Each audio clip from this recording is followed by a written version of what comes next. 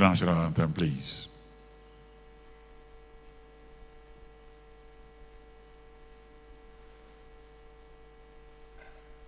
The national anthem. Nigeria, we hail thee, our own dear native land. Though tribe and tongue may differ, in brotherhood we stand.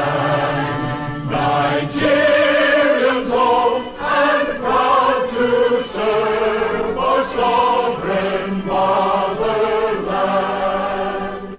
Thank you very much. Please, let's be seated.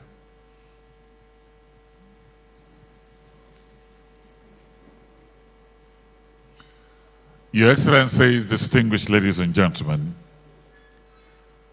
let me welcome His Excellency, the Vice President of the Federal Republic of Nigeria, His Excellency Senator Kashim Shettima, GCON.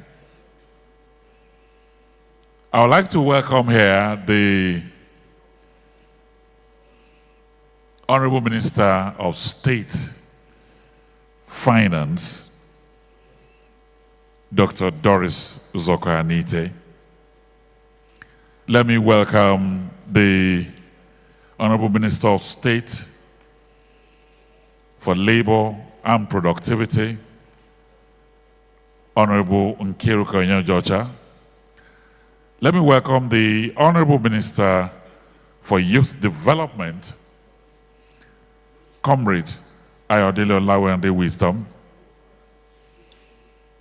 I would like to welcome the resident representative of UNDP in Nigeria, Ms.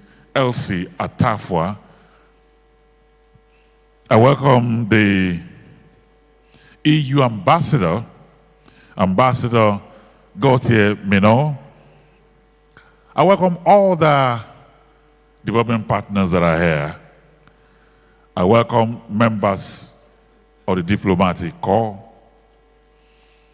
The Niger State Governor is represented here by the Commissioner for Budget and Planning, Niger State, Honorable Mustafa Ndajiwo. Let me welcome all the social advisors to the President, Office of the Vice President.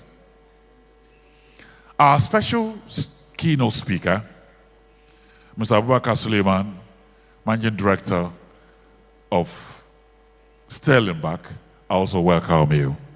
I welcome all of you, distinguished guests, ladies and gentlemen.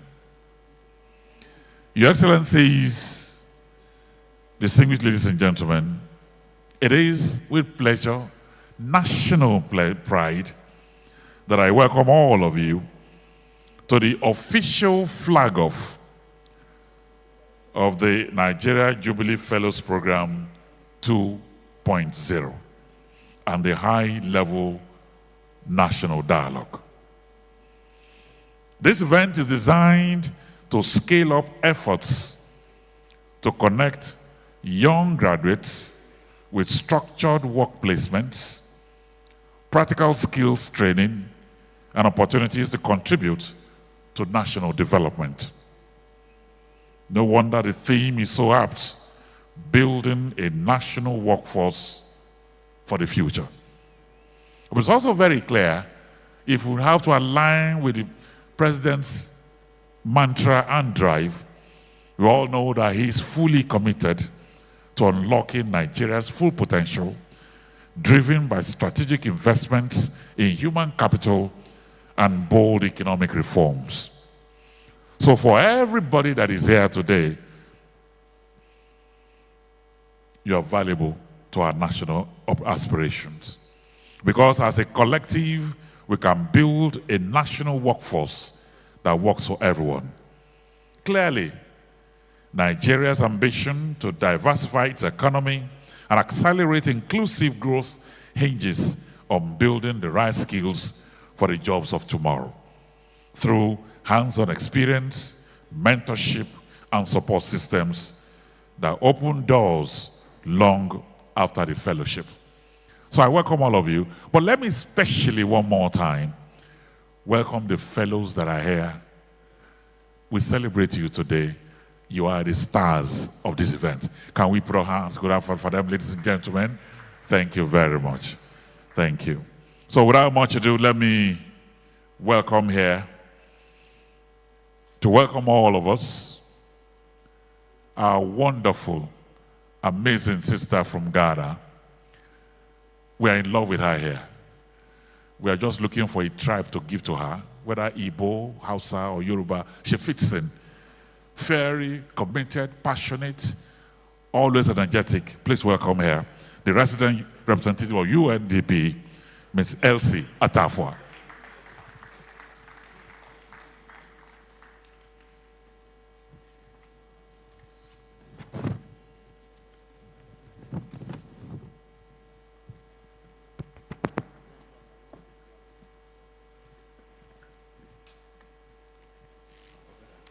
Good morning, everyone. Your Excellency, the Vice President of the Federal Republic of Nigeria, His Excellency Senator Kashim Shettima, GCON. Let me recognize the Honorable Minister of Youth. Let me recognize the Honorable Minister of Innovation and Digital Economy. Let me recognize the Honorable Minister of State for Finance. Let me recognize the Honorable Minister of State for Labor. All the governors who are here present, the Deputy Chief of Staff to the President, Senator Ibrahim Hassan Hadejia, His Excellency Ambassador Gauthier Mignon, Ambassador of the European Union to Nigeria, members of the Diplomatic Corps, senior government officials who are here, members of the Njfp Steering Committee, private sector, public sector representatives here, colleagues from the media, and above all, the inspiring young fellows of Nigeria. Give me a shout out if you are there. Good morning. The story of the Nigeria Jubilee Fellows Program is, in many ways, the story of Nigeria's youth, resilient, creative, and ready to lead. When the government of Nigeria launched this program over 3 years ago, with a generous funding from the European Union, and the implementation support from the United Nations Development Program, UNDP, the goal was simple but profound: to turn the energy of Nigeria's graduates into a national engine for growth, to connect potential to opportunity, skills to markets, and talent to purpose. Your Excellency, distinguished members, that vision has come to life. Take the story of Adeniyi Fatima, a young graduate of demography and social statistics. Through the NJFP, Fatima was placed as an ICT instructor at Marine School, where she discovered not just a job, but a calling. Her talent, creativity, and leadership stood out, and by the end of her fellowship, she had been retained as the school's bursar.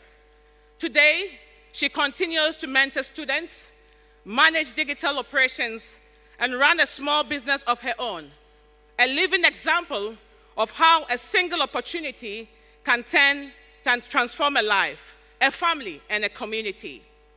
Fatima's journey is one among thousands that define the NJFP's impact. Across 36 states and the Federal Capital Territory, over 14,000 young Nigerians have been placed in more than 20 economic sectors, from tech and innovation, which makes up 21.7%, education, which makes up 16.7%, to agriculture, trade, and public service. Through NJFP, 11.9 billion has been injected into 14,000 households, with 70% of fellows becoming family breadwinners. More than 60% support Nigerian small and medium-scale enterprises sector, the backbone of the economy, and an alumni community over 7,700 graduates continue to innovate, mentor, and contribute to national progress. These are not just statistics. They are living proof that when young Nigerians are trusted with opportunity, they deliver transformation. Your Excellency, yet we cannot ignore the scale of the challenge before us. Each year, over 4 million young Nigerians enter the labor market, yet fewer than a quarter find formal employment. This is not just an economic issue, it is an existential challenge for growth, stability, and inclusion. Programs like the Nigeria Jubilee Fellows Program offer precisely what is missing in the current market: apprenticeship, mentorship, and structured on-the-job learning that bridge the gap between education and employability. That is why we must invest more boldly and at scale, not just through government resources, but through private sector co-investment, development partnerships, and philanthropic capital. While we thank and deeply appreciate the European Union for the funding and the partnership that has powered NJFP thus far, the reality is that millions more young Nigerians need this kind of platform to gain practical skills, exposure, and confidence to thrive in today's economy. This is a moment for scaling to transform NJFP from a successful initiative into a nationwide pipeline for employability, entrepreneurship, and innovation. We are gathered here today not merely to celebrate success and progress, but to chart a bolder course for the future. Njfp 2.0 is that next chapter, a smarter, stronger, and more inclusive model for national workforce development.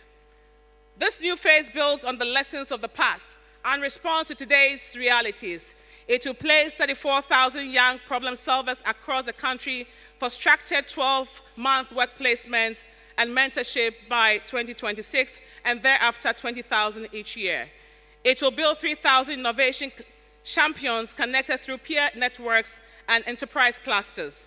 It will mobilize millions in public-private partnerships to expand job creation and entrepreneurship systems, and it will strengthen institutional capacity to anchor NJFP sustainability within national framework. NJFP 2.0 is not just about jobs. It is about the future of work in Nigeria. It aligns with Nigeria's transition towards a green economy, digital transformation, and creative industries, ensuring that youth are not only job seekers, but job creators, innovators, and change makers. This is how Nigeria's demographic dividend becomes a demographic advantage. Your Excellencies, distinguished guests, the future of development will be shaped by bold and consistent investment in people, innovation, and ideas. We live in an era defined by rapid technological change, climate disruption, and global competition for talent. Nations that invest in their youth, equipping them for tomorrow's economy, will thrive.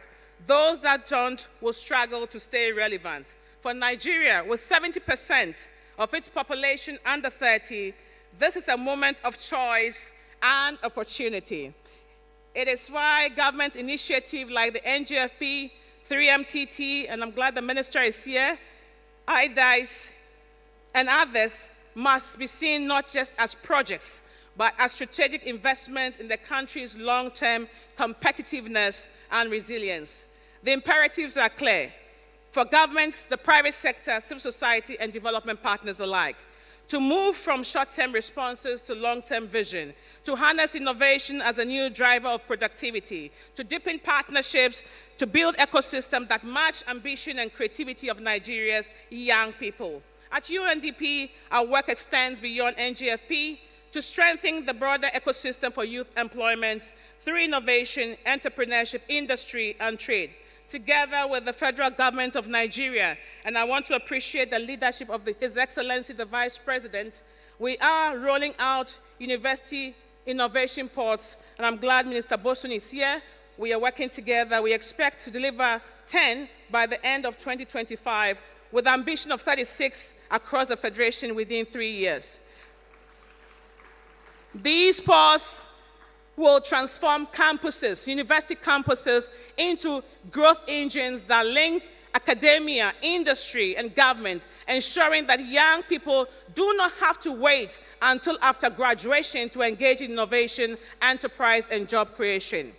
Your Excellency, some of these uniports, which we do hope you will launch soon, include the University of Lagos, which focuses on artificial intelligence. It will be the first of its kind in the country, driving R&D in AI applications across health, education, agriculture, and security. Nasarawa State University in Kefi, Nsuk, Mindtech Uniport, pioneering green mining and value addition in transition minerals. Ahmadu Bello University, ABU in Zaria, focusing on manufacturing and civic innovation. University of Maiduguri, supporting peace tech, post-crisis innovation. Benue State University, strengthening agro-processing and green entrepreneurship. Michael Okpara University in Abia, advancing small manufacturing and engineering innovation. University of Uyo, powering creatives and service sector innovation. And I can go on and on.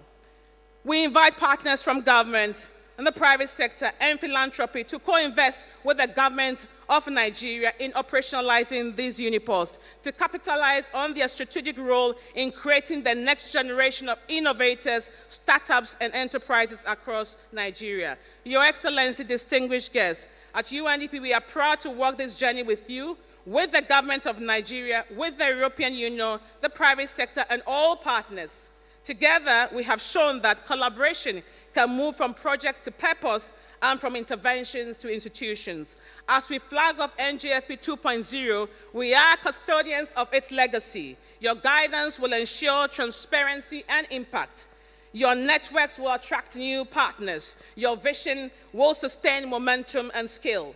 UNDP's commitment, and indeed the larger UN's family, is unwavering. We bring the best of our expertise, the best of our innovation, and convening power to make sure Njfp 2.0 is a lasting model for inclusive growth in Nigeria and beyond. Let me close with this. The future of work in Nigeria is inseparable from the future of work of its youth, and the future of its youth depends on what we choose to invest in today. Let us to invest in the promise of this great country, the giant of Africa. Let us continue to invest in the promise of this generation so that through the Nigeria Jubilees Fellows Program and in many more, Nigeria's young people become not just beneficiaries of development, but the architects of the nation's transformation. And finally, on a very personal note and deeply, I would like to extend my sincere appreciation to you, Excellency, the Vice President, for your personal leadership. You have been with us, and we've come a long way, and I want to appreciate the Office of the Vice President for the coordination support, and indeed also to the EU for the support to this initiative. Once again, thank you very much, and a very warm welcome to this flag-off.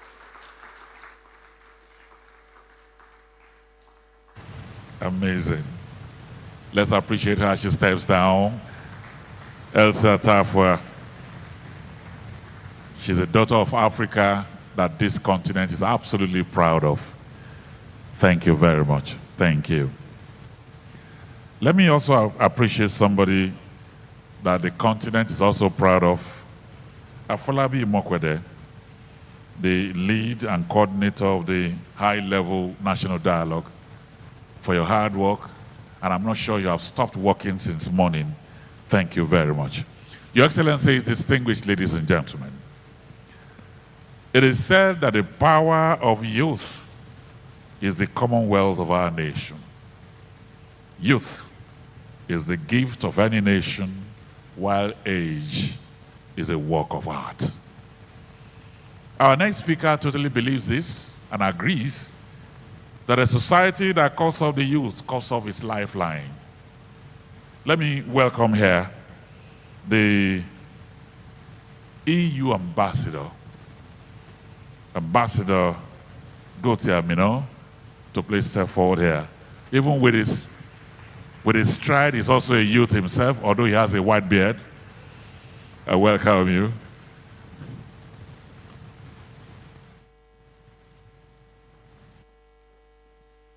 Thank you very much.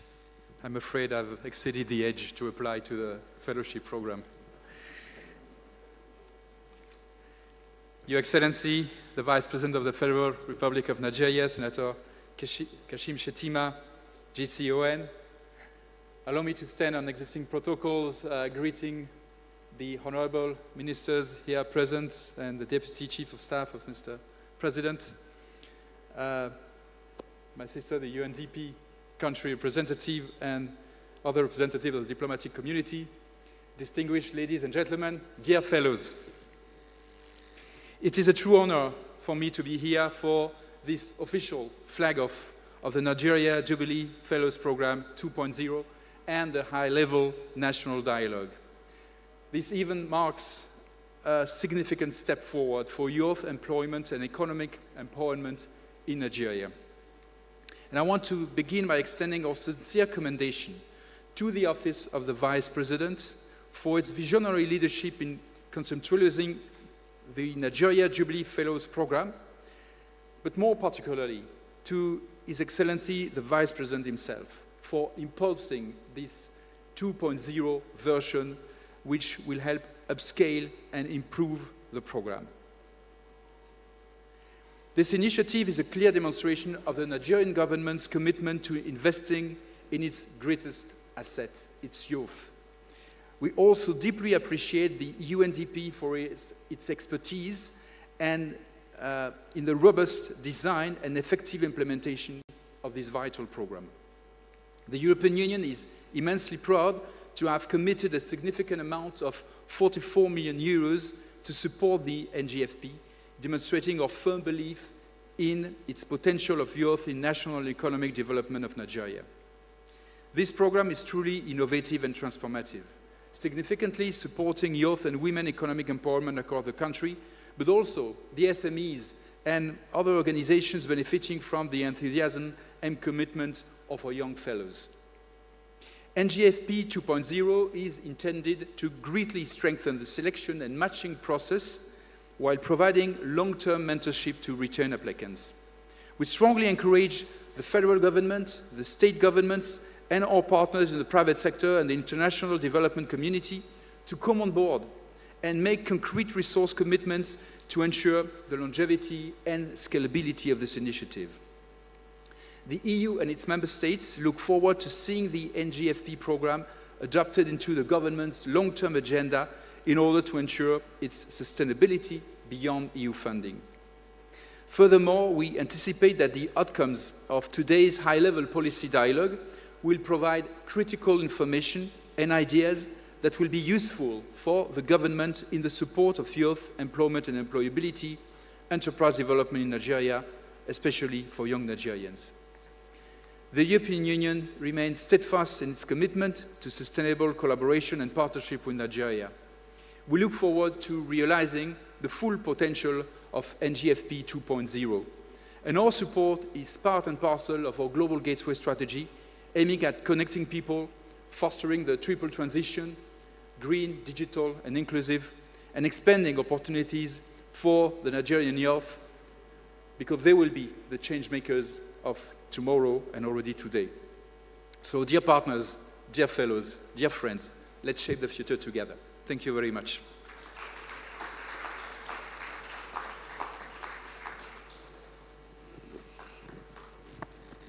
Thank you very much.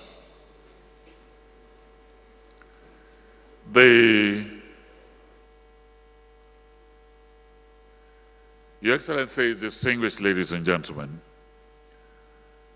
the Nigeria Jubilee Fellows Program, Njfp 1.0, was launched 21st August 2021. It's been about 4 years of its launch. What has been the achievement?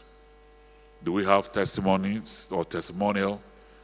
But first, we'll take a short video that tells us the achievement of Njfp 1.0.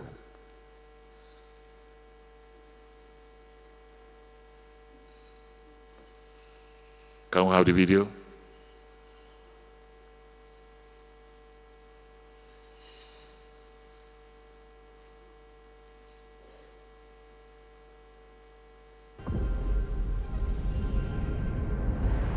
There is something special about Nigeria, about the rhythm of our mornings, the pulse of our streets, the sound of possibility that never really sleeps. Because beyond the bustle and the rush, we are home to bright minds, bold thinkers, creators, builders of tomorrow.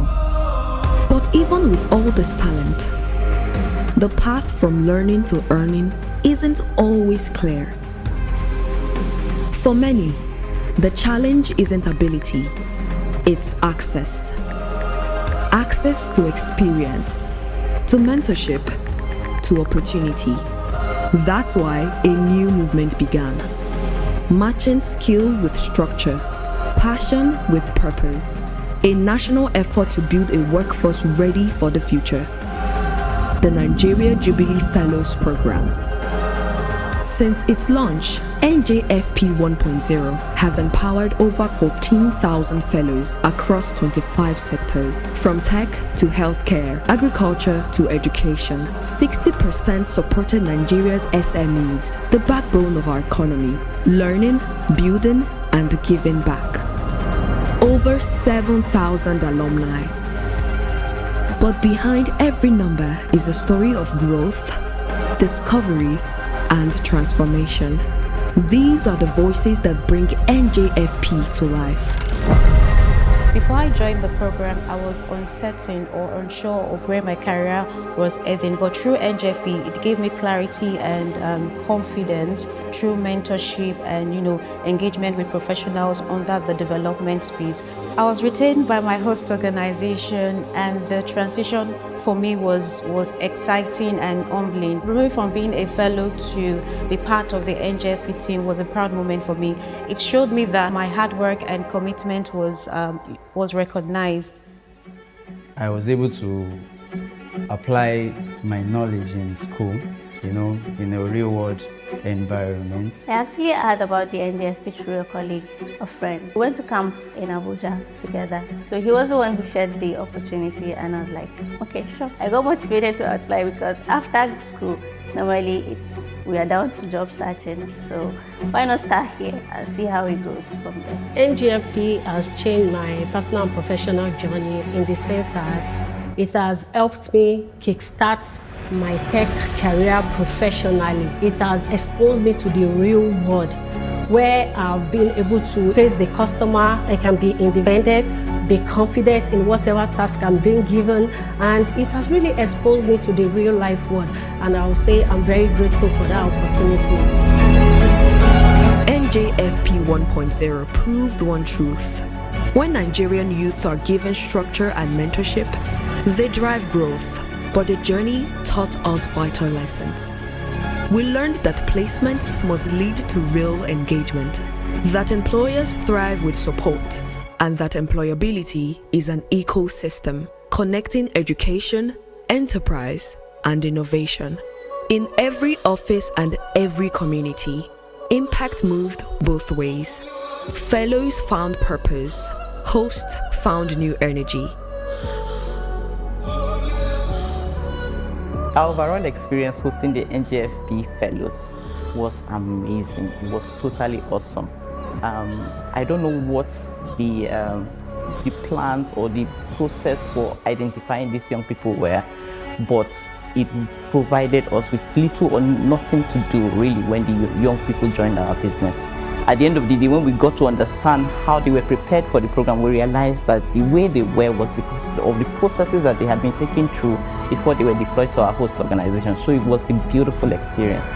Overall experience hosting NJFP Fellows was very rewarding, deeply exciting. The fellows came on board with a lot of curiosity and excitement, and they brought in fresh ideas to the company.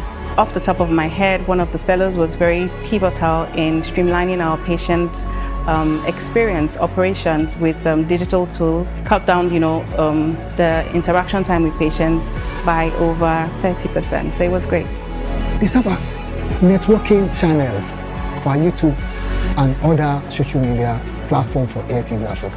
Now, NJFP 2.0 builds on this legacy. Smarter matching, stronger partnerships, and enterprise pathways linking education to jobs and talent to industry. As we flag off Nigeria Jubilee Fellows Program 2.0, our ambition is bolder, our vision sharper, and our commitment deeper. What makes NJFP 2.0 different? This next chapter is about scale, sustainability, and system strengthening, positioning Nigeria's young talent at the heart of economic transformation. The future is not tomorrow, it begins today. the Nigeria Jubilee Fellows Program 2.0, inspiring hope, unlocking opportunities, shaping the future.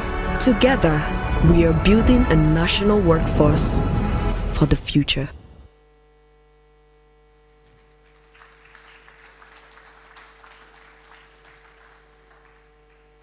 I love the last line. Together, we are building a national workforce for the future. We have an alumni here who will be giving a short testimonial about how beneficial 1.0 have been to her life. Madam Yusuf, I welcome you.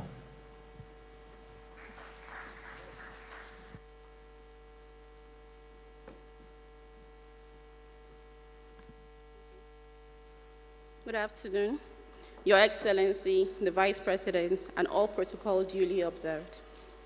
The video you just watched is more than a testament to the transformation the Nigerian Jubilee Fellowship Program has brought to the lives of many Nigerians. And today, I stand here a testament to the transformation of that program. My name is Mariam Yusuf. I am based in Kano, a graduate of Abubakar Tafawa Balewa University. After graduating in 2018 and completing my NYSC in 2019, I found myself asking this question that most young Nigerians, or should I say most fresh graduates, often ask: what's next? I had applied to jobs, I had shared my CVs, and even that uncle that promised to get back to me, but they never did.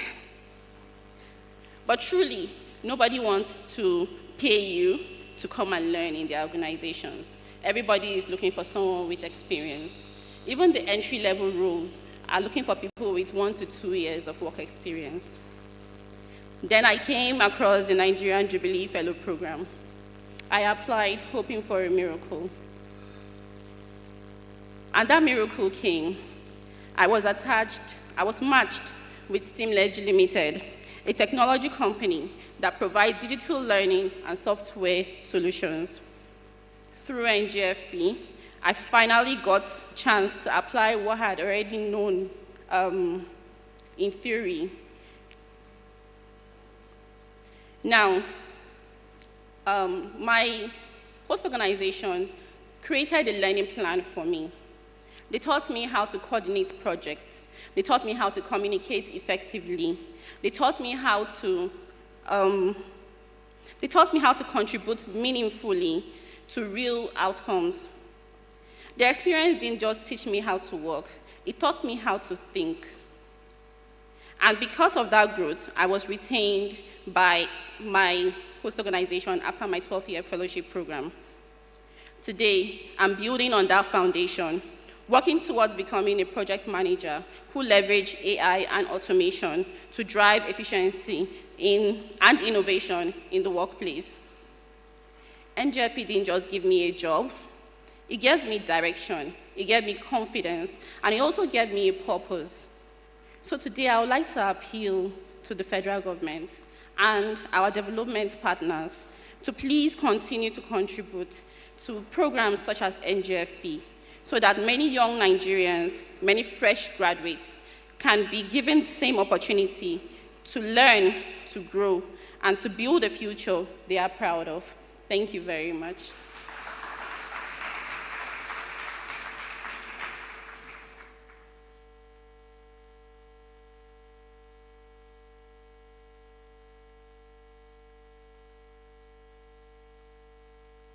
Thank you very much, Mariam. We appreciate you. We'll take one goodwill message now. And this will be coming from a man that loved youths even before he became a minister. He supports youth-led initiatives, empowering young people through skills development. And that is why at times when they want to invite him or describe him, they don't know whether to use Mr. or Comrade.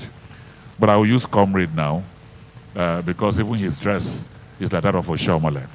I'd like to welcome the Honorable Minister of Youth Development, Comrade Ayodele Olawande.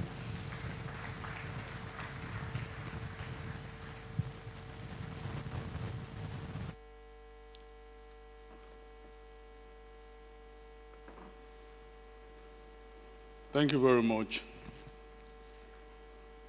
Good afternoon, sir. Good afternoon, everybody. Your Excellency, the Vice President of the Federal Republic of Nigeria, our father, Senator Kashim Shettima, GCON. The members of Fraser Executive Council here present, our development partners,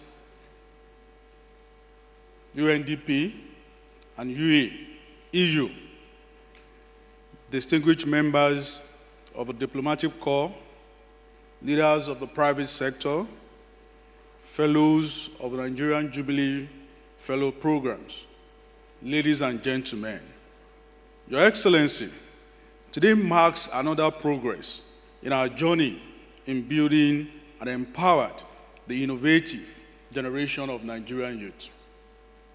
The flag of the Njfp 2.0 is a continuation of our success and a successful program forward, and the renewal of our contribution, vision for the youth inclusion, employability, and national productivity. Since this program started in 2021, it has brought hope and opportunities for the thousands of young people and young graduates. It has helped over 13,000 youths to gain skills, mentorship, and also professional exposures required to thrive through the worlds of their work. Today, as we launch the Njfp 2.0, we build on the progress to reach out to 20,000 additional fellows while advancing our long-time goals of reaching 100,000 youth placements in 5 years. This program has been clear evidence of what can be achieved with government, development partners, and also private sector working together with the same purpose. Your Excellency, I must commend your vision and the visionary leadership of President Bola Ahmed Tinubu and you yourself for this huge support you've given to the focused youth of this program. This initiative reflects the commitment of this administration in innovation, employability, and entrepreneurship among the young people. I must also say that I will give kudos to partnership from other ministries, Ministry of Innovation Technology, Dr. Bosunti Jani. It is also a reminder for our young people are not the problem to be solved, but the solution to drive change. Their creativity, their energy, the ideas remain our great asset in driving the economic transformation across the key sectors. The digital technology, agriculture, renewable energy, and also the creative industries. Your Excellency, sir, as we celebrate this next phase of the Njfp, I wish to recognize our partners and thank them for all what they do. The UNDP, the European Union, and the Office of the Vice President of the Federal Republic of Nigeria for their contribution and also partnership. I also acknowledge the mentors and the employers of organizations across Nigeria who continue to invest in young talent and also proving the platform for them to grow. To the incoming Jubilee Fellows, I congratulate you for these great achievements. I urge you to take this opportunity with humility, discipline, and vision. Use this platform to build your career and also contribute to the development of our nation. Say positive and think positive about this country. In closing, let me restate my commitment to the Ministry of Youth Development. We'll continue to work with all partners, all ministry, all agencies and parastatals to increase opportunity for young people of this country in innovation, entrepreneurship, and most importantly, skills development. Together, we must continue to turn the potential to productivity, a passion into progress. Your Excellency, ladies and gentlemen, thank you once again for your presence here in flagging off this important and wonderful program, and your support for the brighter future of the Nigerian youth. God bless the Federal Republic of Nigeria. Thank you. Thank you very much, Honorable Minister.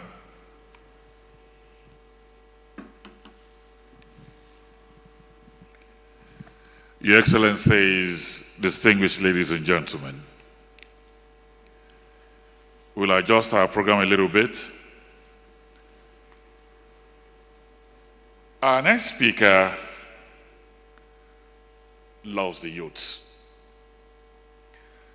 The philosophy and the mantra of his bank is the one customer bank. And that's how he treats the youths, treats them as individuals that deserve respect and love, and he personalizes the care he gives to them. He's a well-read man. From University of Abuja to Oxford, he has collected both national and international education. Banker and economist of over 20 years experience. After the launch of 1.0, he has already imbibed or absorbed over 1,000 of them and is ready to do another 1,000 from the people here. So I'm very happy that he's our keynote speaker today. Let me welcome here the Managing Director and CEO of Sterling Bank, a man of sterling qualities, Abubakar Suleiman.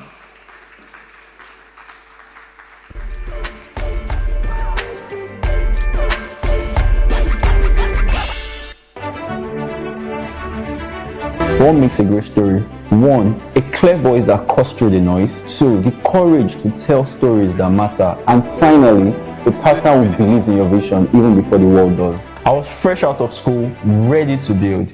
But the industry saw just undergraduates with no track record. Every opportunity felt locked behind years of experience I did not have yet. Then boom, the call came. The Nigerian Jubilee Fellows Program. A 12-month paid shot at my future.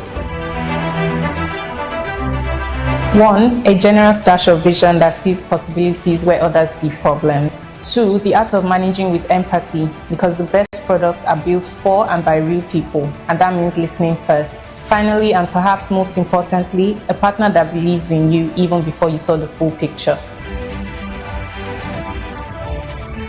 Growth. This journey has been one big glow up, skill-wise, the confidence aspect, everything.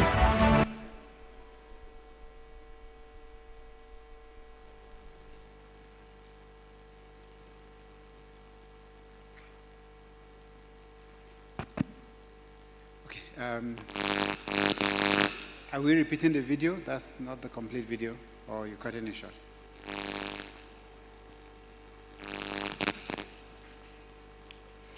Okay. I think I will take my quick speech now. Your Excellency, the Vice President of the Federal Republic of Nigeria,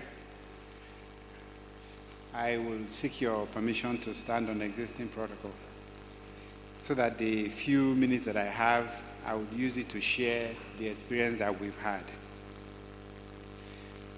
There is no point for me to come here and speak about the challenges that we face, especially relating to youth unemployment. I think anyone that is in this room already know exactly what that is. And the summary of the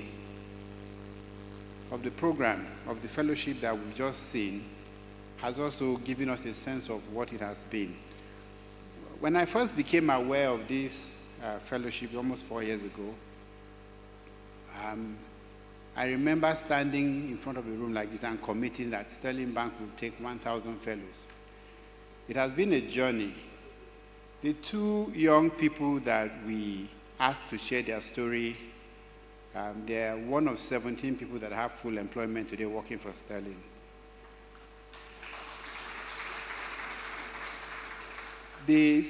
success stories that they are amazing young people that we would never have found through our recruitment process. But the downside is that there shouldn't be 17 of them.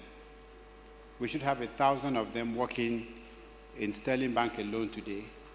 Because in the period that this program has been on, Sterling Bank has recruited over 3,000 young people.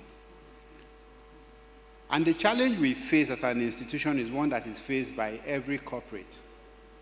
It is one of finding the people for the jobs that we have. We continue to be a country where about 90% of those who graduate from universities do not gain employment into a formal job. In other words, about 90% of those that go through the university process end up in informal employment. Yet, we are a country where we continue to outsource jobs. And I'm talking about jobs that do not require extensive investment in infrastructure. As a financial institution, we've given technology jobs to countries like Poland. We've taken jobs to India. I have people in Singapore that are building technology assets for us today. Yet, we have hundreds of thousands, if not millions, of young Nigerians that if we were to give the opportunity, can do these jobs. And the challenge doesn't start when we put out the job application.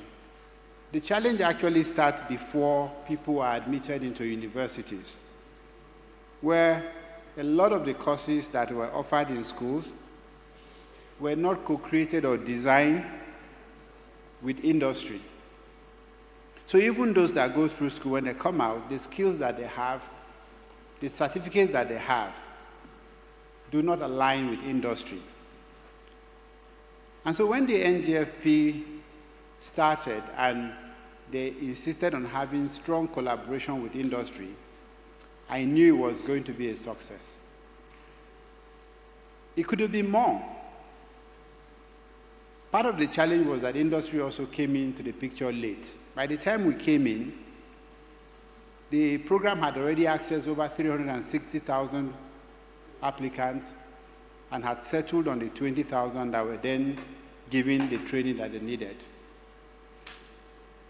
But if we came in earlier, I am certain that the 20,000 that made the final cut would all have been snapped up within the very first few months of the end of the training. Now, again, at the core of the problem that we have, the mismatch between the graduates that we are processing and the industry's demand, there has to be a bridge. This program is that bridge. It reduces the cost of experimentation for corporates that are looking to onboard young people. It helps us to fine-tune their skill set so that they can become contributors within the companies. But most importantly, it gives hope. It is a message to hundreds of thousands of young people that there is someone out there that is worrying about your journey in transiting from school to work. Because it's a very lonely place. For most young people, once they've graduated, from the day they graduate from university, there ceases to be the responsibility of their parents. And people actually expect them at that point to begin to contribute to the bottom line. But for many of them, the journey is just starting. Some will end up spending years on the street looking for a way to transit from graduate to employment. There is no point coming here without sharing our story. So I will share our journey, not of Sterling Bank, but of other people in the ecosystem that have attempted to solve this problem. There was an effort that was led by the Nigerian Economic Summit Group to bring together the academia with government and industry. And that was supposed to help us fix the educational system so that what we bring out of schools match exactly what we need. But that cannot solve the problem of those who have already graduated. We cannot ignore the millions of Nigerians who, if we do not assist, will not transit successfully into paid employment or become entrepreneurs. When we decided to tackle this problem, the first effort we made was with a university called Njfp University. They had concluded that the demand for university education in Nigeria was such that you couldn't fulfill all of them with existing institutions. So they introduced distant learning university into Nigeria, but they thought Nigeria was a side market. We were convinced that Nigeria would become their main market, and to encourage them to commit to Nigeria, we invested in them. And we gave 50 scholarships to Nigerians, but there was a catch. Everyone who benefited from that scholarship had to work in Sterling Bank. And so in one swoop, 50 Nigerians who had not yet been to university found themselves in the workplace. So while they were in school, working towards their degree, they were also coming to work every day. We paid them a stipend. They were mentored. They received training. And by the time they started graduating, and this was 2024, almost all of them had either been employed by us or someone else. I'm sharing this story because there is a very strong commitment on our part to work with our partners, not just as corporate, not as a CSR. We want the term development partners to also refer to Nigerian corporates. There is no reason why whenever we say development partners, it is in reference to non-governmental organizations. Because profit cannot be the only purpose for a corporate, not in a country like ours. There are countries that are so advanced that as a company, as a private sector company, you can make profit your primary and your only purpose, and that would be acceptable, but not for Nigeria. Recently, we followed through by giving scholarship to 600 Nigerians to go to Miva University. And all 600 of them, our desire is to place them within corporates, either in Sterling or in any of our sister company or with our customers. This is the only way. The idea that the educational institution can remain separated from the workplace is not only damaging, it is retrogressive. The NJFP is our last opportunity, in my view, to fix the gap that has already been created, but not our only opportunity to ensure that we no longer continue to make the same mistake. I had hoped that as we start 2.0, it is not just the EU that will show up on the screen as a funding partner. This is too important for only one development partner. This is too important for only development partners. This program deserves the support of everyone who is looking to rebuild Nigeria, who is looking to create the workforce that will keep this country going.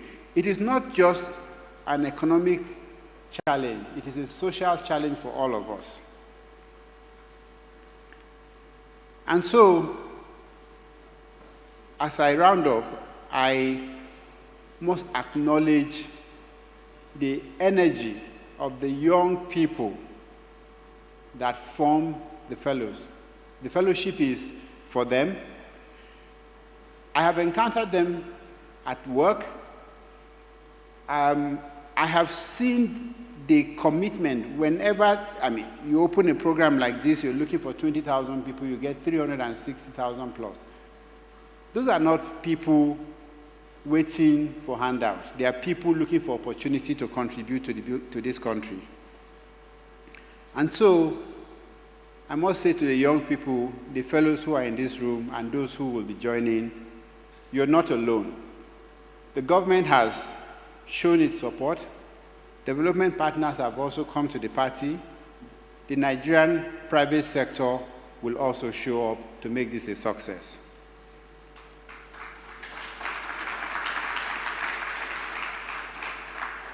But I also have a message for the government. People respond to incentives. When you legislate, they have no choice, they must obey the law. When you incentivize with profit, it's very easy to see corporate leaders respond to profit. And that is what defines our economy. But when you face a social problem like this, where neither the law nor profit is sufficient, the government must also create a system of incentives so that private sector entities that participate in ensuring that laudable programs like this are successful are recognized. And that recognition doesn't necessarily have to be in the form of cash. A mere acknowledgement by government goes a long way to separate those who support programs like this from those who are yet to. And so incentives matter. And for the private sector, there's no greater incentive than the opportunity to sit in the room with government as we plan our future collectively. And so as we start 2.0, let me recommit. Sterling Bank will do everything within its power to take as many fellows as meet our standard.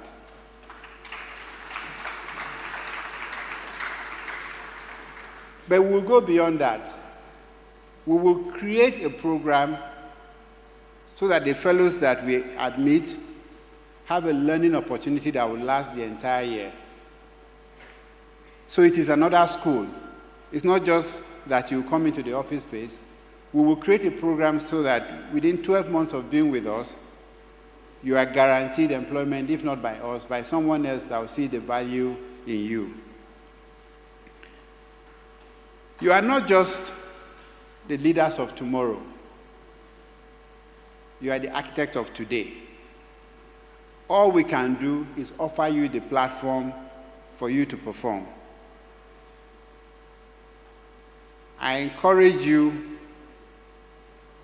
for those of you who are listening out there, I encourage you not to miss the opportunity to join the Njfp 2.0. Thank you very much, and thank you for listening.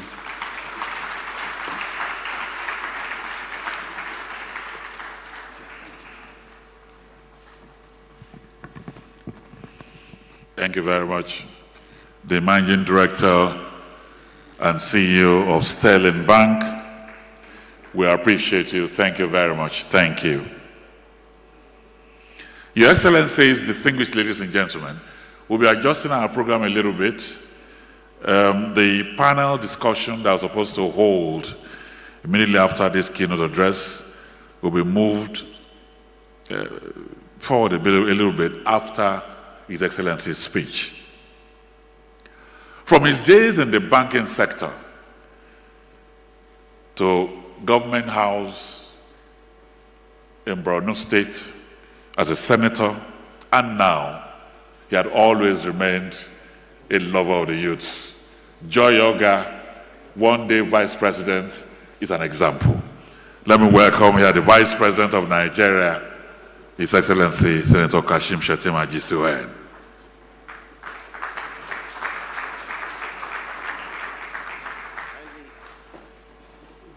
Kindly take your seats, please.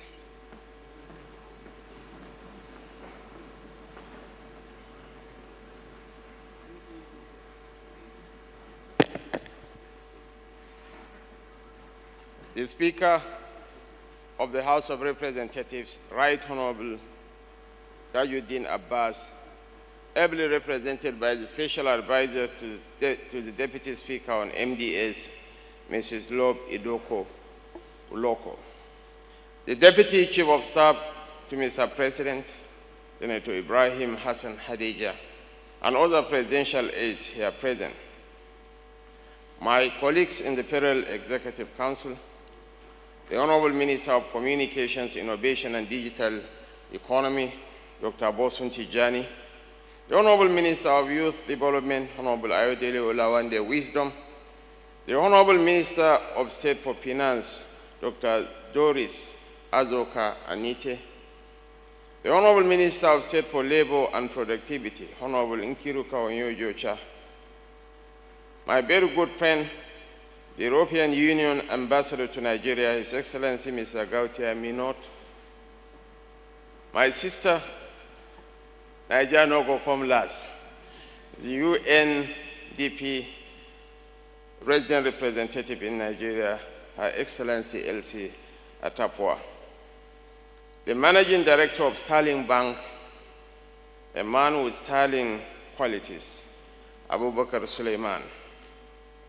the Managing Director of Bank of Industry, Dr. Olasupo Olusi, and other heads of government agencies and parastatals, my very good friend, the MD of Southeast Development Commission, Mark Okoye, a very young man, part of the youth, members of the diplomatic corps and international organizations present, senior government officials, esteemed panelists, development partners and influencers, members of the fourth A set of the RIM, distinguished ladies and gentlemen. And I want to acknowledge how coming to the public arena and one of the architects of our Payloads Program 1.0, Mrs. Mariam Uwais. You are welcome back.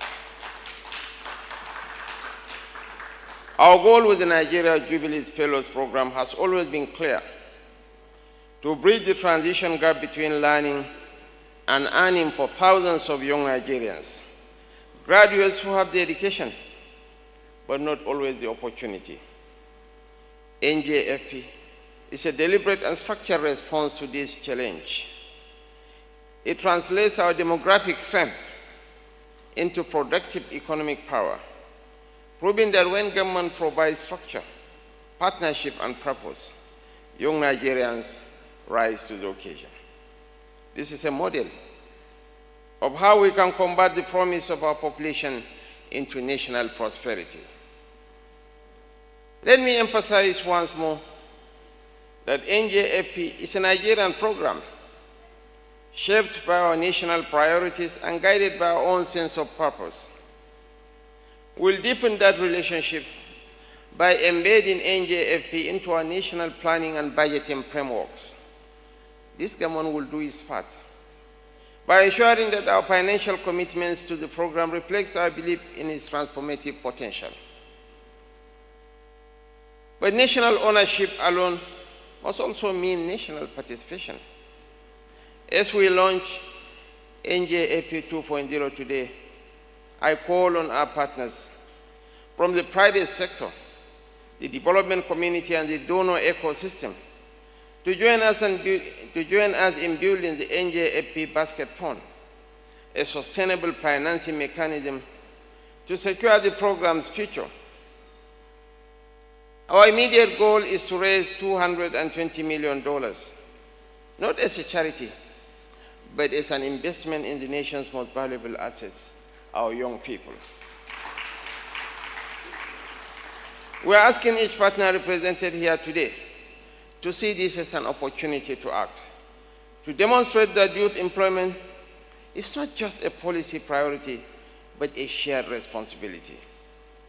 When we pool our resources, align our intentions, and build together, we create a multiplier effect that benefits the entire economy.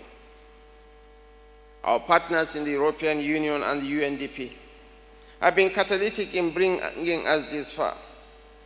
They believe in Nigeria's youth and have shown what we can achieve through collaboration. It is now time for Nigeria, through its public institutions, private sector champions, and philanthropic community to lead from the front. Mr. Tony Elumelu sending his apologies. He wanted to be present here. Will encourage his likes and the likes of Alhaji Aliko Dangote, Abdul Samad, Isha Kurabio, the likes of John McIntoros to come on board. I want to appreciate the European Union. They have been passionate. They are fully committed to the Nigeria project. I want to appreciate Ms. Elsie Atapua. She's a Nigerian. I think she has Nigerian blood in her veins. As we scale Njfp 2.0, inclusivity remains at the heart of our design. We recognize that our young people are not a single story. They live in different realities across regions, genders, and social backgrounds. Therefore, this next phase will intentionally reach every corner of the country, aligning placements with the sectors that will define our economic future: agriculture, renewable energy, digital technology, manufacturing, and the creative industries.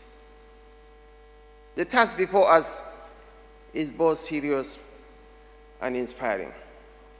The young Nigerians we seek to serve are not asking for handouts, only for a peer system that recognizes effort, rewards merit, and provides opportunity. They are ready to build if we are ready to back them. And backing them was what Suleiman did in Sterling Bank. We need more of Suleiman's Abubakars in this country. One inspiring thing about the MD of Sterling Bank, his bank is the greenest bank in Nigeria.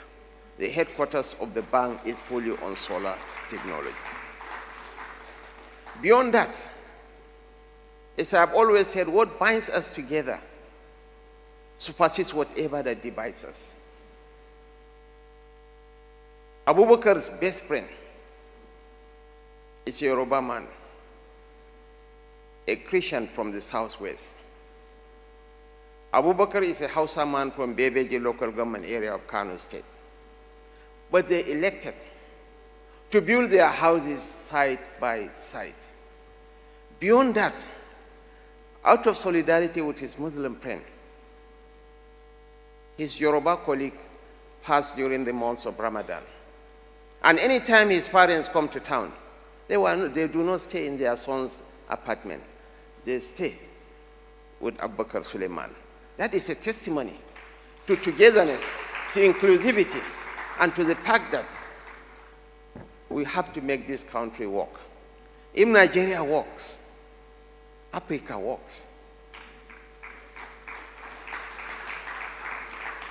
I want to appeal to all of us, including the brand new fellows, to come on board the Nigeria project. This is a great nation with enormous potentials. I believe we can weaponize our youth bulge into opportunities for growth, not a risk that will implode and consume all of us. If we get this right, we'll set a new national benchmark for how government programs can be designed, led, and sustained with integrity, accountability, and measurable impact. May this next phase of NJFP become the story of how Nigeria turned its demographic advantage into a generation of productive citizens, creating jobs, building enterprises, and shaping the future of our great nation. Once again, I want to thank all of you from the bottom of my heart and urge you to stay on after my departure for the engagement. And I want to again celebrate Mariam Uwais and Suleiman Abubakar.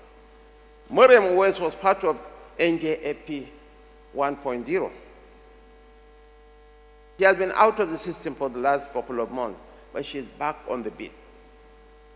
And the Minister of Communications is walking the talk. His program of training young Nigerians is yielding dividends. This is why wherever I get him, I tend to celebrate him. He's a young man with ideas, with vision, and by the grace of God, in the fullness of time, this country, this nation of Nigeria, will certainly be a beacon of hope for the black man. Thank you, and may God bless us. While we are putting our hands together for the Vice President, he'll remain on stage to flag off this 2.0.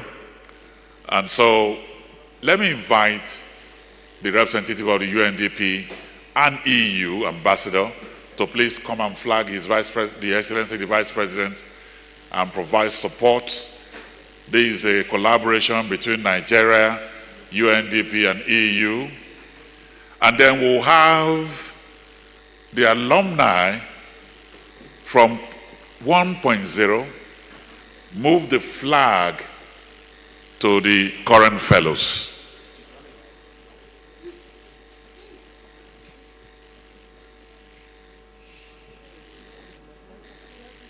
From the hands that first received hope to the hands that will now shape tomorrow, this light, more than a symbol, is a promise that knowledge shared becomes power multiplied, that opportunities given become futures transformed, and that each generation carries the flame forward, brighter, stronger, unstoppable. Today, as we pass this light, we pass the responsibility to build, to innovate, to lead. Together, we illuminate the path ahead.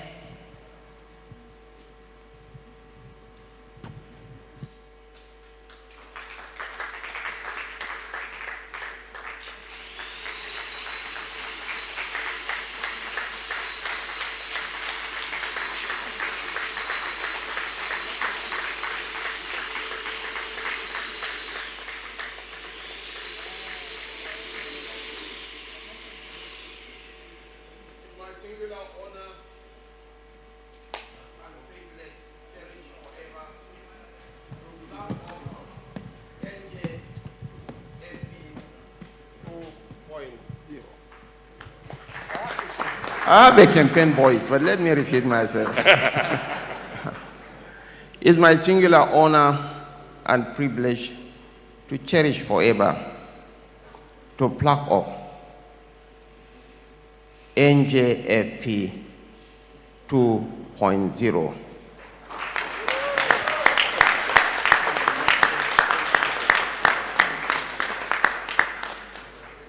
For the service to the great people of this great nation.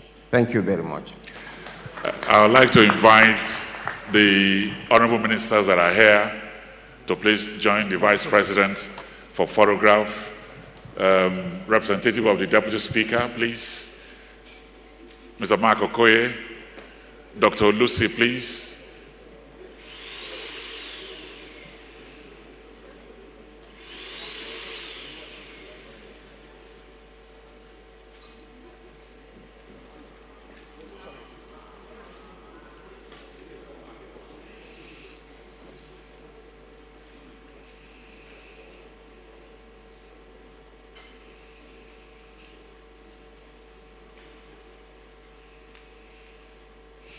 Immediately after the photograph, we'll quickly take the first stanza of the national anthem for the Vice President to leave us. The rest of us will be seated. Immediately, we'll take the panel discussion.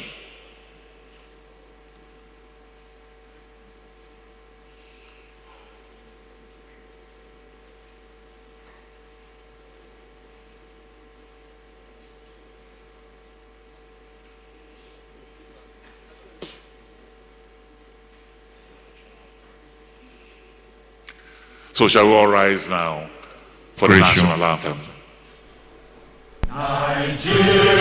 The first plenary session will be taking a look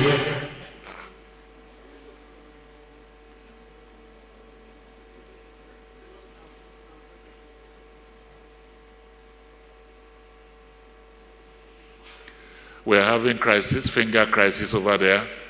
Can we take the national anthem now?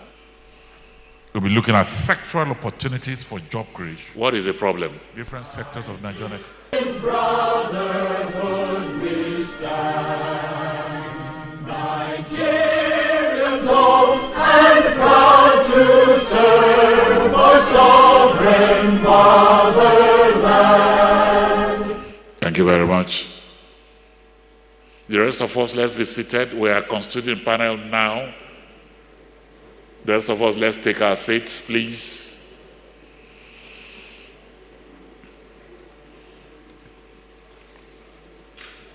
This will be the panel. Our moderator for this panel will be the co-founder of Andela and Flutterwave, Future Africa, and Learn to Earn Incorporated, Mr. E. Aboyeje. I welcome our moderator.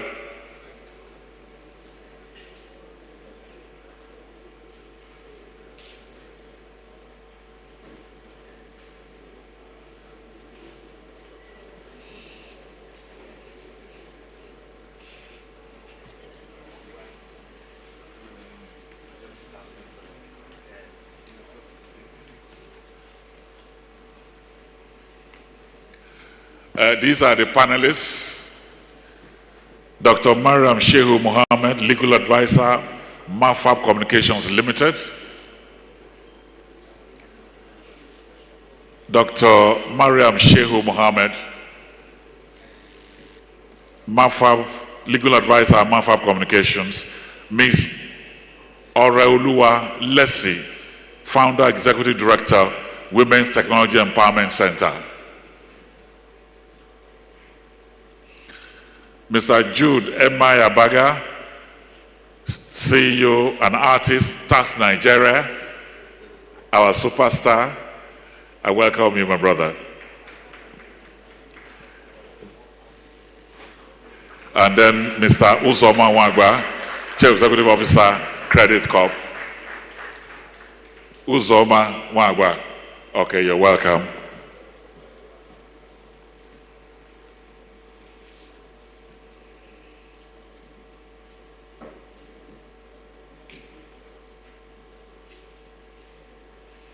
So, our moderator, over to you.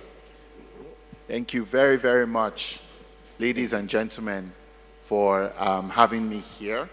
My name is Njfp Aboyeje, as I've been earlier introduced, and I'll be moderating this panel, which is intended to speak particularly to fellowships as a launch pad for jobs and enterprises, particularly given the context of this Nigeria Jubilee Fellows Program 2.0, which is intended to create a pipeline for jobs for young people that are going from very early in their career directly into enterprise.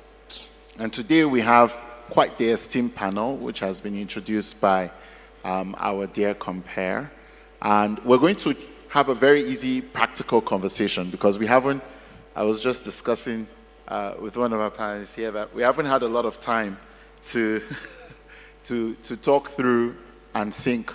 But I think the practical matters are the practical matters, and we can get through a lot, even just talking about some of the real issues on the ground, particularly as it concerns getting young people into jobs. So without further ado, I'm going to start very briefly, just first of all with each panelist, just telling us very briefly what they do and what they do to ensure young people have jobs in their organizations, how many young people work in their organizations, directly or indirectly, and why the number is not 10 times more. I think that would be a beautiful starting point for the conversations. And I'll start with our CEO of Credit Corp, Mr. Uzoma Wagwa. All right, thanks, Ian. Uzoma Wagwa again, CEO, Nigerian Consumer Credit Corporation. So your question about how many young people, or what do we How many young people work in your organization, and why that number is not 10 times more? Okay. First, the privilege I have is that I'm building an organization from scratch, given that it's a new government agency. And very proud to say that of the 33 people who work in the organization today, 26 or so of them are below 40. So that's and even this also means that a good amount of the leadership of the organization is fairly young. Why isn't that 10 times more? It's actually it's a blessing and a curse at the same time, because it would be a lot more if we were not the first AI native government institution. So we are also quite hyper efficient in how we do work. But that means that as our work scales up and as we continue to we are getting close to our 200,000 mark now in terms of beneficiaries of credit, then we will begin to hire more and more people. How many beneficiaries of your credit are young people? Because that could be considered an extension of the government. Oh, absolutely. So why isn't that number 2 million? No, but the demographic profile of the country anyway is that you can't even do any government program at scale in this country and not hit less than 60% of young people if you are doing it on a normal distribution. So we're at about the 70% mark in terms of the people who are sub 40 as beneficiaries of the program. It's just a reflection as well of the kind of country that we have and the fact that we are making sure we meet most of the president's goals of reaching many young people. And we have a specific program called Youth Cred, which is for NYSC coppers to enable them get credit for resettlement. Fantastic. I'm going to come back to that conversation because there's a lot that we must be able to do with you with the Jubilee program. Yes. Particularly. So I'll go over to you, my favorite rapper in the world. Again, same question.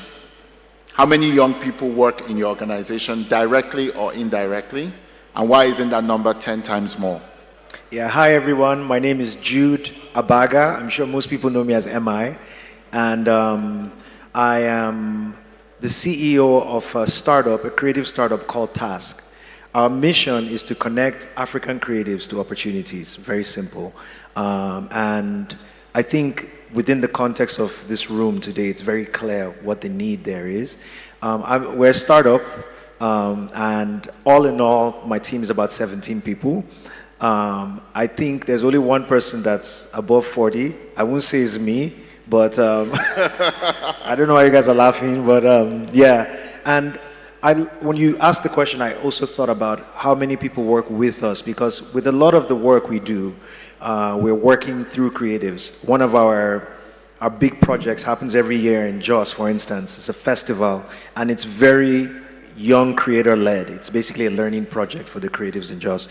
I think on average every year we do something about 5,000 young people. And again, apart from sort of what we call the super creative class, so people like myself who, you know, have done well in the industry, have some, you know, clout for ourselves, I think it's about 98%, maybe even a little bit more young people sometimes even below 30. And yeah. And how many are they? Because I've been to one of those incredible live festivals, and there are lots of young people. So how many are there? And just as guidance for the others, the number of people, I only have 6 people in my organization. Wow. But we have 120 companies plus who employ, you know, I've even lost count of how many thousand people they all employ. So don't just think about the number of people who work directly with you, but the people whose work you enable by virtue of your organization. So how many people is that? Yeah, I mean, I think our number is around that 5,000. Okay. Our work now is to scale that, to make it so that we see the super creative class as force multipliers. We believe this is where the jobs are going to come from the Don Jazzies, the, you know, Funke Akindeles are going to be able to employ thousands and thousands and thousands, and that's what sort of Task is set up to do. Good. So I'm going to come back to you because there's a big conversation we need to have about how we empower this creative economy with more jobs through the NJFP program as well. So again, over to you, Ma. All right. Hello, everyone. My name is Orolua Leshi. So I'm the founder and executive director of the Women's Technology Empowerment Center. So what we are doing is we're building the next generation, and I should say current generation, of female STEM builders, entrepreneurs, and leaders. So most of the people that we work with are, well, so our organization has about 13 full-time staff, but we work with so many, many more. I would say about 50 volunteer instructors, because we run camps, we run after-school clubs as well. And so I'm in my 40s, and I'm the oldest person in the organization, so it's a very, very young organization. And I think there can definitely be more. We've worked with, so every year, about 4,500 girls, women. We've worked with, I would say, roughly 55,000 girls, women, teachers, and boys as well, over the years that we've been in existence. So it's been a lot, but and it's growing, and it's growing. I think for us, really, our strength is in our people. The girls who come in are now facilitating. They're running the programs. So I think that we have the potential to do so much more, and yeah. Fantastic. Thank you very, very much. So over to you, Over to me. Hello, everyone. My name is Mariam. I work with Mafab Communications. A lot of people don't know about Mafab. It's a 5G licensed company, so we're in tech, right? And whether we like it or not, when you're in tech, it's the young people that know. It's the young people that you look for. So because it's a really small company, I don't want to mention numbers, but I can tell you that the age demographic is between 50, it's highest 50 and lowest very young. So that's all I can say. Fantastic. Well, I'm hoping that as you start to begin your operations, you'll definitely have young people working on the connectivity, customer service, all these opportunities. But thank you very much for providing all of us that context about what you do, how many young people work in your entire value chain, and what we can do to make it 10 times. So I want to just put forward very specific questions to each panelist. And again, I'm going to start with you, actually, Madam Miriam. You know, with a company like Mafab, which is very focused on 5G, we live in a country where less than I think 5G coverage in this country is probably less than 5%. But 5G is such an incredible enabler of the kind of jobs that we're talking about. So what is your organization's plan to invest and roll out across the country a 5G network that can enable more young people to do things like work remotely, to be able to participate in new forms of online or digital work, like gaming, right? Esports. What is your plan to be able to do that? So the rollout plan has been in place, and we're working hard to ensure that not only we increase access and go lateral, so that someone in my village in Zaria will be able to access 5G and be able to do the kind of things that he wants to do. And it's not just for gaming and all of those things. By the time you get technology into agriculture, by the time you get it into the villages in Funtua, in the core north, where agriculture is the skill and means of livelihood of a lot of people, you'll see that there will be transformational change in the way that we look at tech. It's not just gaming, it's not just having virtual meetings, it's a lot more to do with the livelihoods of the people. And here we are in a room full of young people who are able or will be able to change the narrative of how we see technology. If you're over 40 and you're dealing with an 18-year-old, for example, they'll call you old school, because you probably don't know how to operate your phone the way they do. So we're hoping that this impact will reach, and we will utilize young people to be able to transform the lives of the grandfather in the village who is a farmer, for example. And how are you looking to leverage the NJFP program to be able to build on that? Because, for example, I mean, I love that you brought up agriculture, which is one of the use cases for technology and 5G and connectivity that, in fact, the Honorable Minister has been talking a lot about, and for digital economy, himself being a farmer.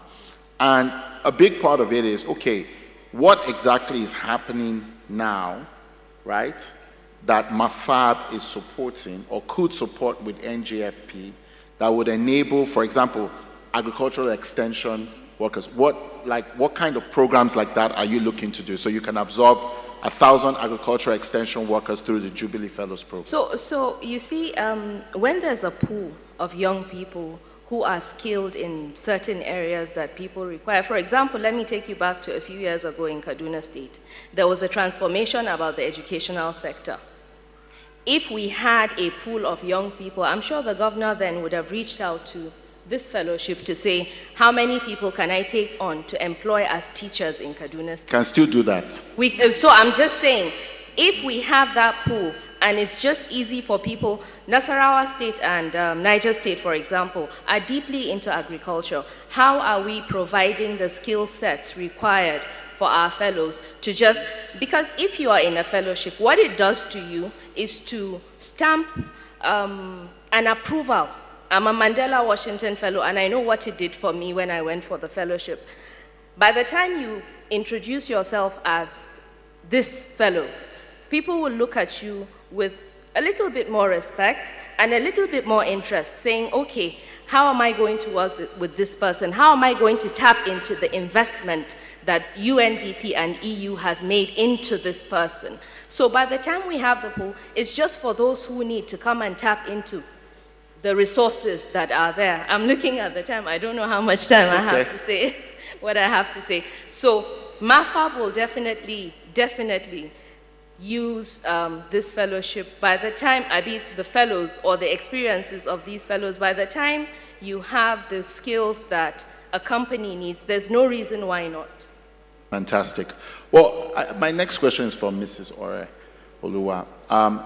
You've basically worked over the years as an enabler of enabling more women and girls in particular to be able to go into the technology sector.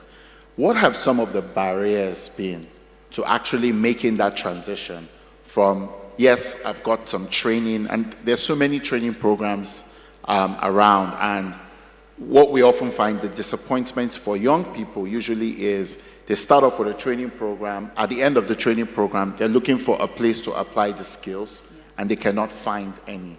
So what exactly is it that needs to be done to close that gap between training and jobs? So you need to start with the end in mind. What is the goal of this training? And it may vary. For instance, we work with girls in secondary school, primary school, because we believe that it's important to start young. And yes, young people are using tech, they're into technology, but we want to shift that paradigm from using to become builders and creators. And then we work with older people.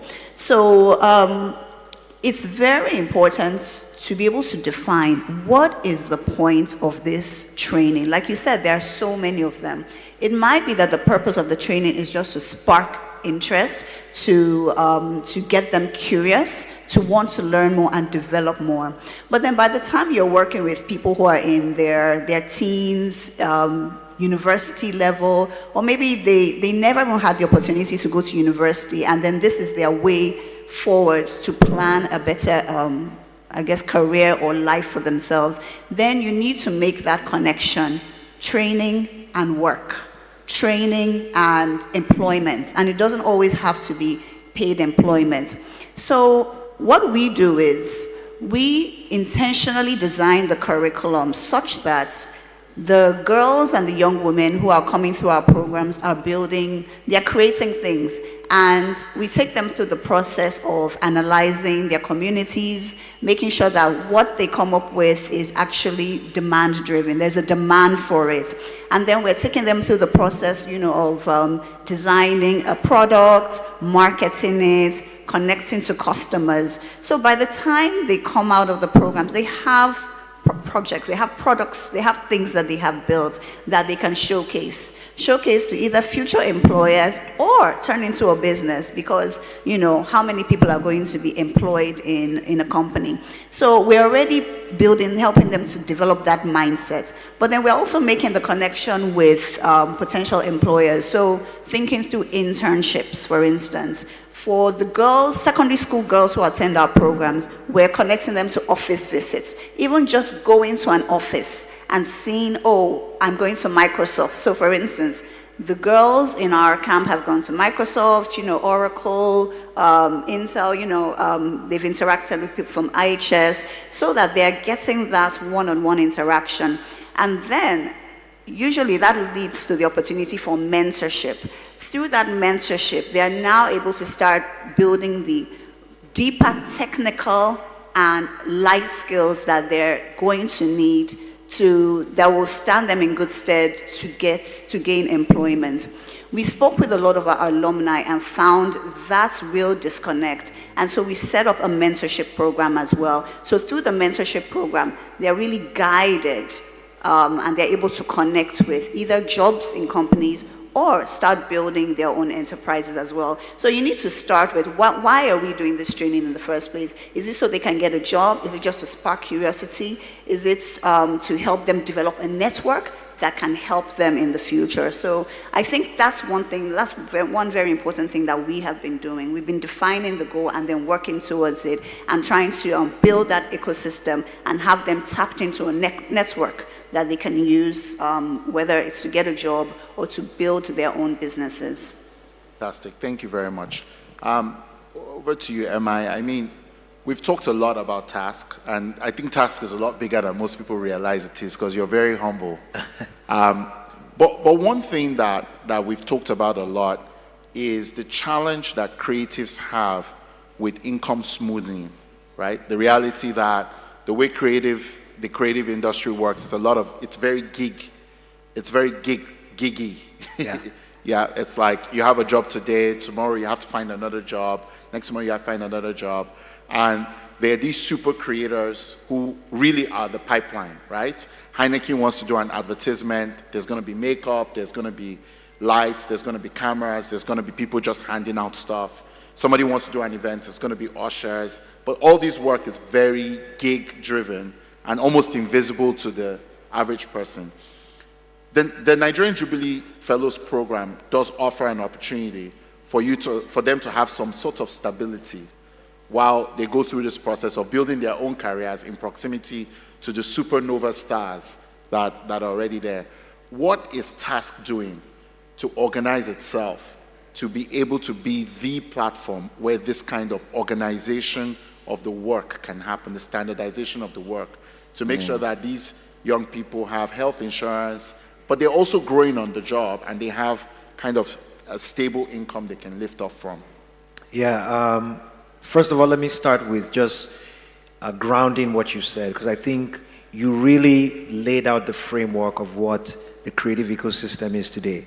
Yes, there are very high wins, and we're all celebrating the fact that the creative economy is doing so well, but it's still very turbulent. And it's turbulent not just at the bottom for young people that need jobs, but even some of the top entrepreneurs are trying to figure out how to create sustainable careers where you don't have a peak, 5-year peak, and then you burn out. The challenges are the same. I mean, different scale, but the challenges for the top guys is the same for the challenges of the emerging creatives. It's organizing your workflow, it's finding where the next gig comes from.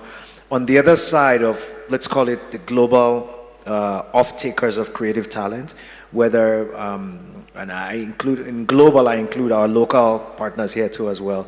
There's also, it's a very disorganized market. And so that's sort of where TASK sees ourselves. It's being very good at pointing out where the straight lines are. And helping the creators on one side sort of figure out like this is where all the opportunities are. This is how they are organized around your business information, around your ability to organize yourself. You know, a lot of creators, I'll use myself as an example.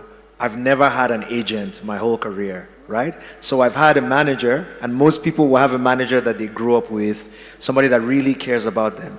But in terms of really getting your business organized, in terms of building sustainable structures where work continues to flow, you know, it's a little bit of a struggle.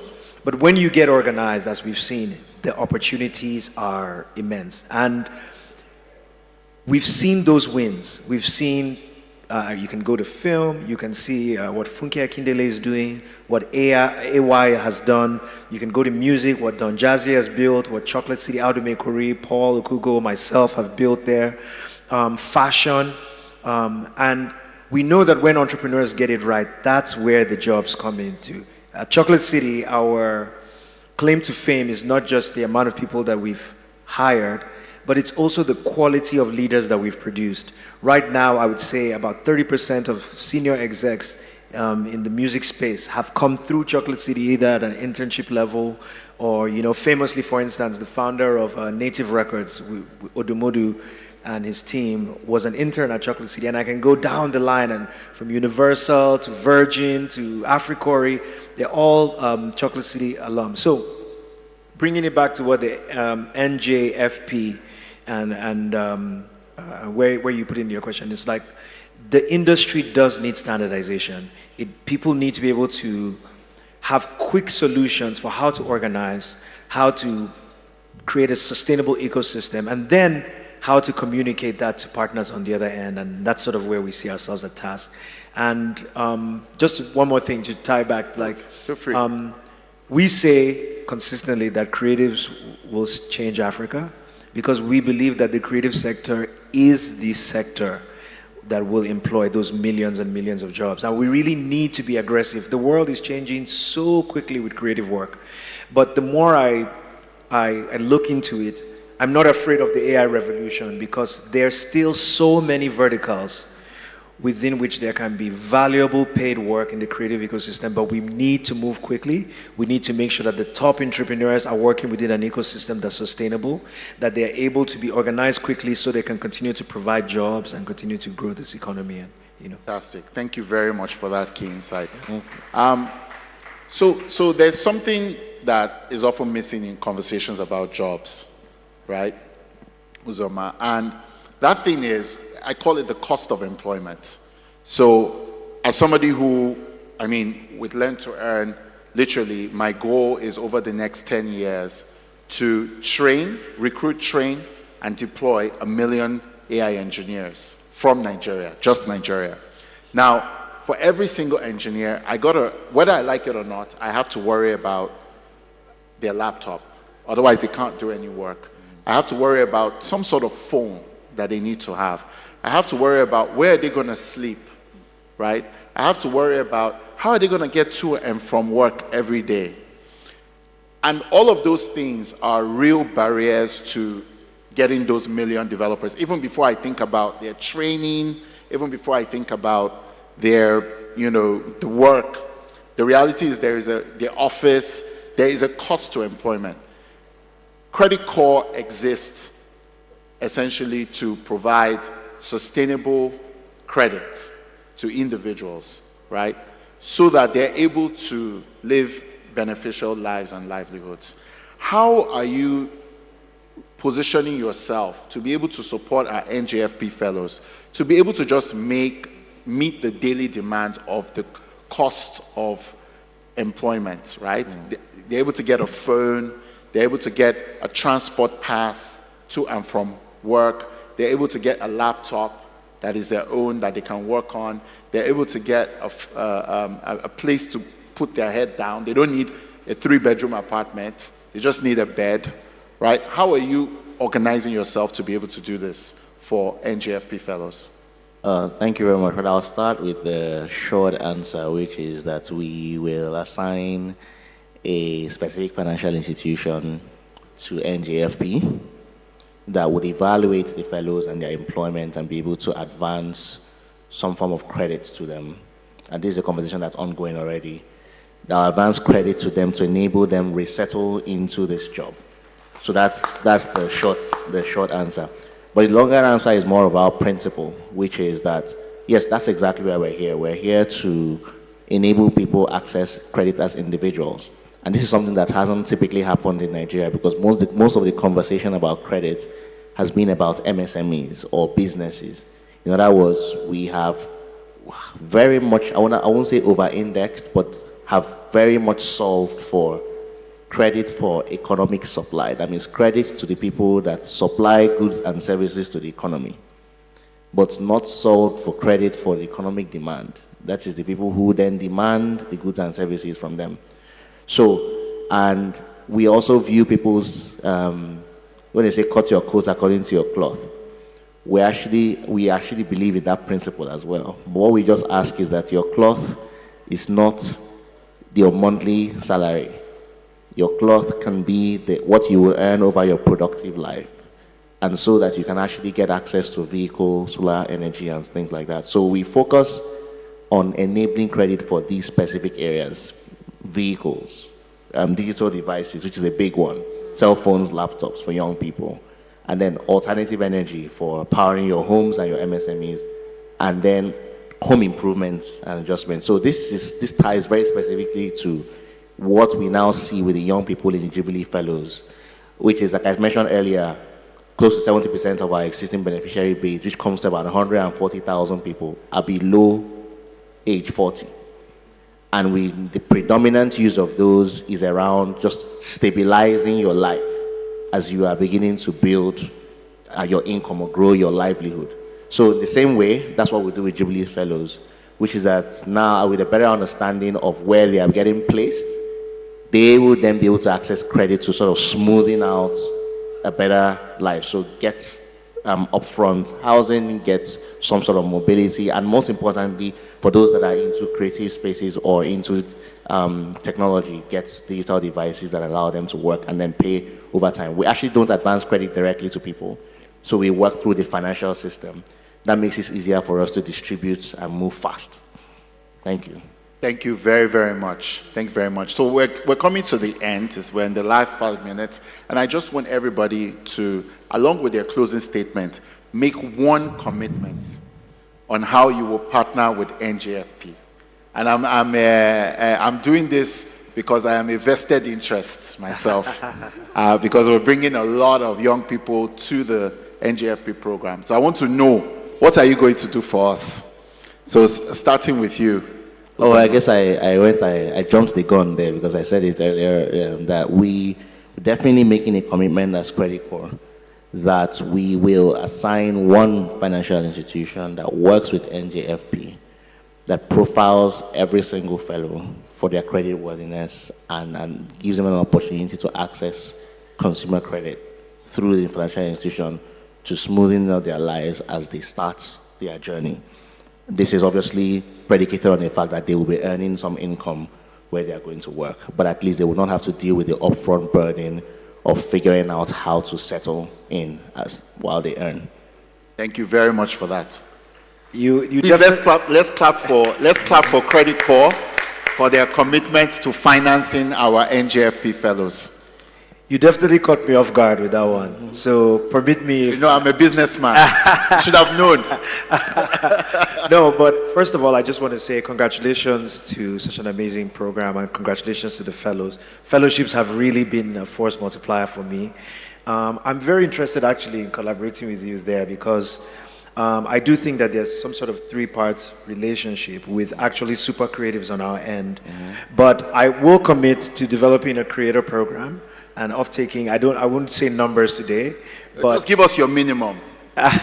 Give us your minimum. It can't be less than 100, but give us your minimum. Okay, let me start from 100 and see where we can go from there. Okay. Because I do I'll take it. You know, since I'm caught off guard, I want to fill the learning gap on my own end so that we can truly do something that really scales. But this year, I'll be back next year to multiply my commitment. But this year, it's on camera, just so you know.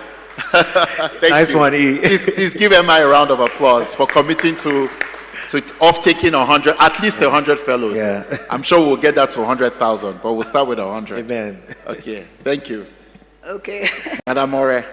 All right. So we are in the business of training. We're in the business of, mentorship. We're in the business of connecting, especially women and girls, to opportunities. So I want to say congratulations to the fellows.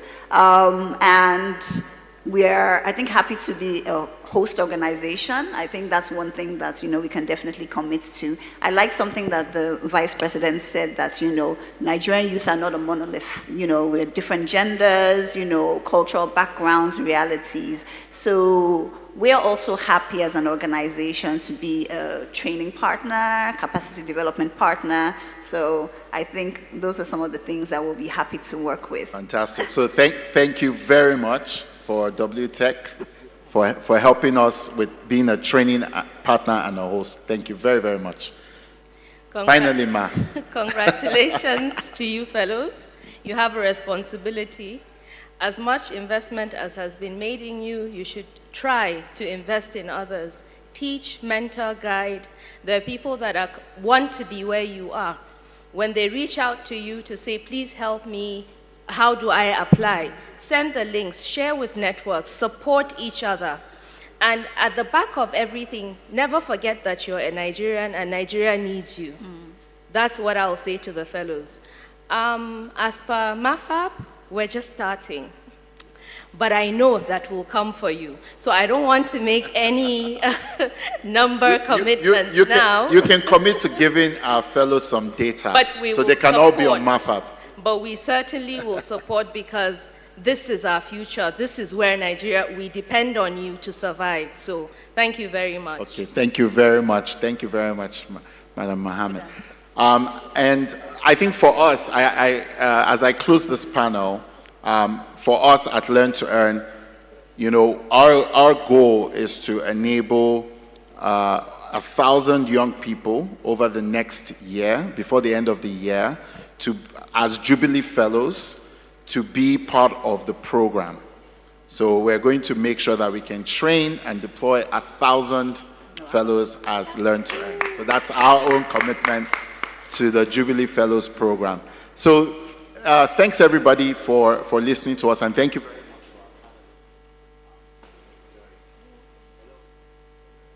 What happened to your mic?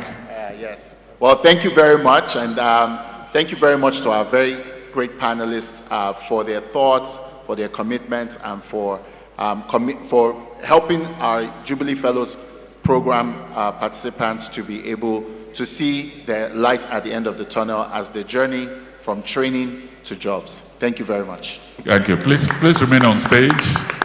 Please remain. Let me invite Ms. Atafwa, please join us for the photograph. Let me also call the head of EU delegation here, Massimo Di Luca. If you're here, please join us for the photograph with them. SSAP on delivery and coordination to the President, Office of the Vice President at Akubo Adegbe to also join the photograph here.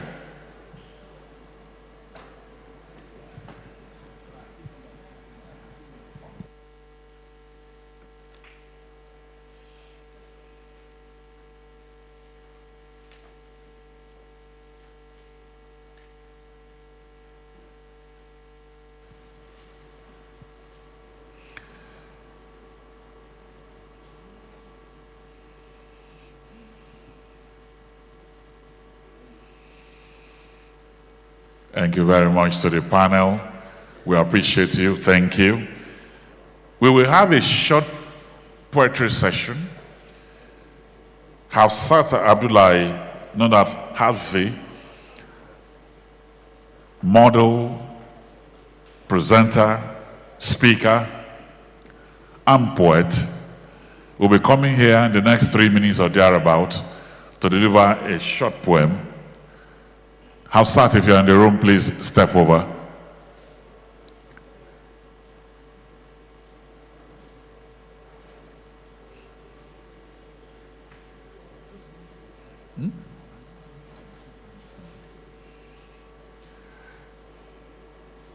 Okay, so Hafsat is not coming yet.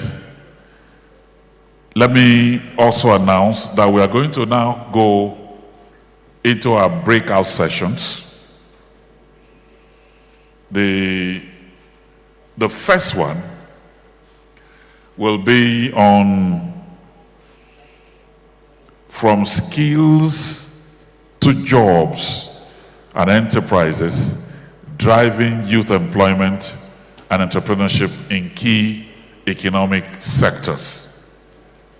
That will hold here. That we hold here. The second one, just room opposite this hall, will be on economic policy and institutional coordination. So you make your choice now if you have the program. Hafsat, we have sent DSS to look for you. Eh?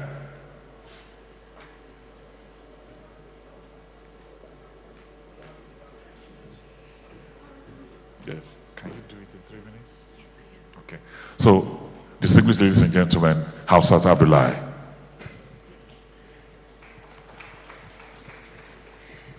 They called us risky, unscalable, and unbankable.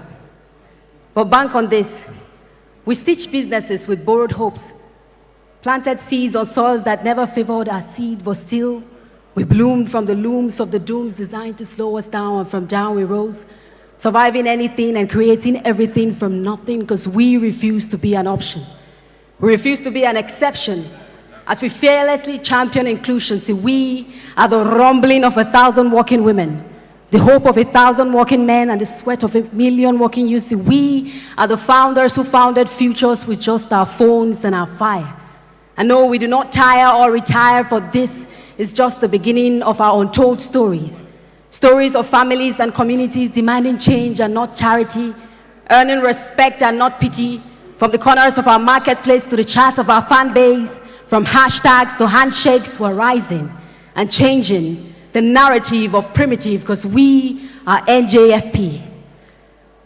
Good afternoon, ladies and gentlemen, distinguished guests, apologies. My name is Hafsat Abdullahi, and due to the little time, please permit me to stand on the already firmly established protocol before I walked in. The title of my spoken word piece proper is People Like Me. And without further ado, here it goes. I do not think I am lucky. I do not think some breeze of fortune lost her way and wandered onto my palms, cause people like me don't get too many chances. People like me are born with too many inadequacies. People like me are constant acquaintances to inconveniences. Youths like me are like walking currencies, sustainable entities, young, vibrant, talented, goal-oriented, passionate, compassionate. So what if we're good people? What if all of that and more, then what to do with a basket full of limitations? What to do with aspirations in poor health and poor education? Tell me, how do you chase dreams on empty stomachs? Of what use is talent? Of what value is potentials? What gain is an intelligence with no exposure? What to do with no ways to school? What to do with ideas and no tools? What to do with a handful of means and a pinch of means for these dreams to come true? See, youths like me are like diamonds in the rough of unfavorable circumstances. We're like fertile lands with no seeds, dreamy houses with no doors, survivors to the core. See, I am not of riches, not of silverwares or golden spoons. See, I bloomed from doom. I was born in dirt, earth, mud, and clay. So if today I am hurt, if today I get to be anything other than a liability to society, speak any language other than poverty, if today I get to have a say on behalf of people like me, I'd say that people like me don't get lucky.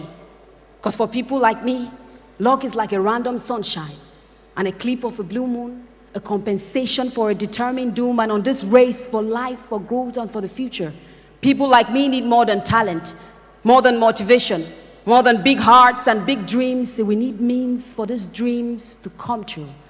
And that is what NJFP 1.0 has been tackling. They did not just open doors, they created them. When Nigerian youth planted seed, NJFP watered them. And today, these hopeful seeds are growing their way out of the concrete floor of lack to take back their share of the future. But this fight is not over. Because now more than ever, we need the commitment, and we need to reinforce our commitment from partners and people like me and you who see through with this vision. Because somewhere in Nigeria, a youth is still jobless. And as much as we talk about limitation, joblessness is the limitation of all limitations. It is the prison of inadequacies, a purgatory of inconveniences, where a youth is tortured with the reality of a future he cannot dare. It's a place to fail. A place where you can see your dreams with pockets too crippled to take you there. It is to aspire and retire, because your goals makes you perspire each time you watch them expire before you. It's true that youths are capable of so much when enabled help that are sustainable. But dreams are only feasible when affordable, and aspirations are only attainable when reachable. And even though NJFP breeds hope for Nigerian youths, we need to keep it sustainable. So, to everyone in the room today, including myself, I urge us all to reinforce our commitments to this beautiful initiative. And I'm not demanding, I'm explaining that if productive and inclusive and sustainable workforce is too high a price to pay today, then lawlessness is a debt we'll have to pay another day. I'd say we act today. I'd say we invest today. I'd say together, let us build a national sustainable workforce for the future. And to the youths in the room, I'd like to close with this. It is one thing to advocate for collaboration and for support, but it's another thing to utilize this support to the best of your ability. So I encourage all the youths in the room today, become the change you're advocating for. Become the goals you're striving for, fighting for. Become dreams materializing into realities, goals growing into possibilities, and actions yielding productivity. Become the pillars for this nation's building, the root for this country, become the peace to keep the peace. Gather whatever ideas to help us cope, whatever skills to revive hope, become hope. Become the reason why your motherland will try again. Become the reason why your brother man will strive again. Try again. Become whatever you need to become to feel inspired again. Become the voice of consciousness. Become ambassadors, inventors, innovators. Become champions, gold medalists, specialists. Become independent. Rule your world. Become kings. Become queens. Become the next big thing. Become home. Become the new Nigeria. Thank you. God bless you. And God bless the Federal Republic of Nigeria. Let's make the applause very poetic. Well done, Hafsat. Thank you very much. Thank you. We are going into our breakout sessions now. My friend, the man who has been running around, I'm very sure he has walked 10 kilometers within this place, organizing things. Afolabi Mokwede will organize this breakout session. Thank you. Thank you so much, Your Excellencies. Without much further ado, there will be two sessions right now as part of the high-level dialogue. There is the panel session, Sectoral Opportunities for Job Creation. That will hold in this room, and I'll introduce the speakers shortly. And the other panel session that will hold simultaneously is the one on governance, economic policy, and institutional coordination. That will hold right there in the next room. I'm told that some of us already got invitations to let you know the panel you belong to, but I will do some announcements here now. For the session on governance, economic policy, and institutional coordination, in that panel, we have Mrs. Oduayo Sonia, the Executive Director of MTN Foundation, Dr. Tayo Aduloju, the CEO of NESG, which is Nigeria Economic Summit Group, Mrs. Miriam Uwais, MFR, the former Special Advisor to President Buhari on National Social Investment, and now the Consultant to the UN on Strategy and Poverty Reduction, Mr. Mark Okoye, the MD CEO, Southeast Development Commission, Honorable Minister of State, Honorable Nkiruka Onyeje Ocha. I also have Miss Sherifat Balogun, the Director of Strategy and Fundraising for Lagos State Employability Trust Fund, LSETF. Mrs. Teju Abisoye, the National Coordinator of the National Talent Export Promotion, NATEP. All of them will be speakers in the panel next door. So you can begin to make your way there, and everyone that is in that space, in the government space, in the public policy space, in the economy space, at the subnationals, as you sit in the audience, please join us in the breakout session directly opposite there. That panel will be moderated by no other the Senior Special Assistant to the President on Delivery and Coordination, Mr. Akubo Adegbe.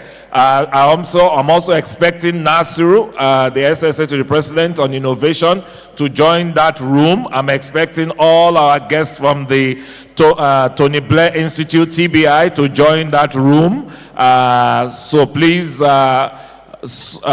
yes, please let's begin to make our way to that room. Now, in this room is the panel on. Yeah. Are they joining? Yes. So the fellows, I think they split you. So if you got your invitation to be panel 2, please join that room. Otherwise, whoever is coordinating the fellows, you can split the fellows. Some will be there, some will be here. Now, for those in this room, which is the panel session on sectoral opportunities for job creation. In that panel, we have Dr. Shukbo Olusi, the Chief Executive of the Bank of Industry, Mr. Deji Ali, the Chairman of ARM, Ms. Aisha Auji, Director General, Civil Center for Black and African Arts and Civilization, CBAC, Mr. Obi Asika, the DG, National Council for Arts and Culture, and the Special Advisor to Mr. President on Energy and Energy Transition, Mrs. Oluwayin. They will be here, and we'll be inviting them to the panel very shortly. But please, if you are in this room to join the panel session, can we just move, can everyone move to the left? Can we just move let's take it from this row, the barricade row, that way, so that we are centralized with the panelists. So the last person should sit on this row of the barricade, and let's come forward. Let's remember the closing plenary will hold in this room, and everyone is going to be back here in the room. These panel sessions are 50 minutes each, holding simultaneously, and then we would all congregate back here in the room. Stella, you need to be in this room. Yes, ma'am. Excellency, you're needed in this room. Thank you. So please just fill up the spaces, and then we will get started right away.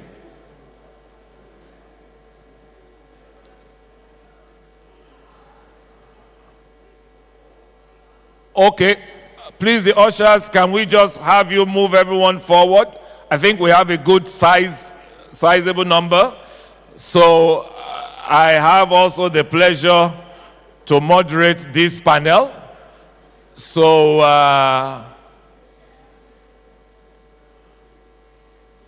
yes, I think that's fine. The fellows here are okay. We have enough fellows here. Yeah, that's fine. You don't need to move anyone out again. I think we're good.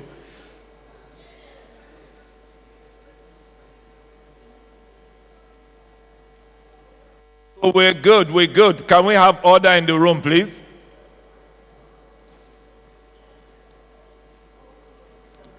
Okay.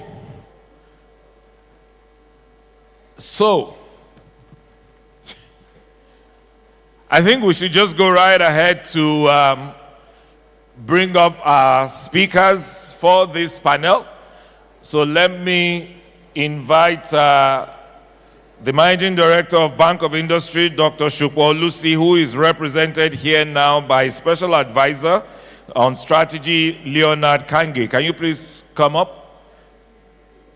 Let me also have Mr. Deji Ali, the Chairman of ARM. Please come up, sir. Let me also have Ms. Aisha Auji,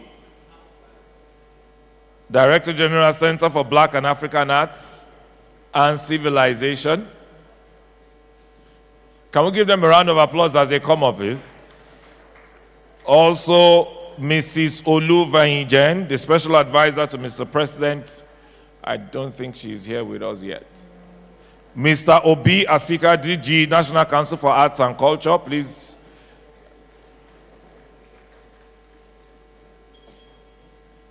Yes, sir.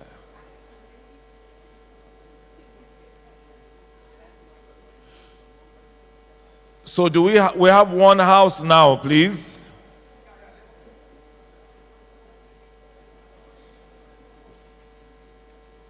Hello, hello, hello, hello.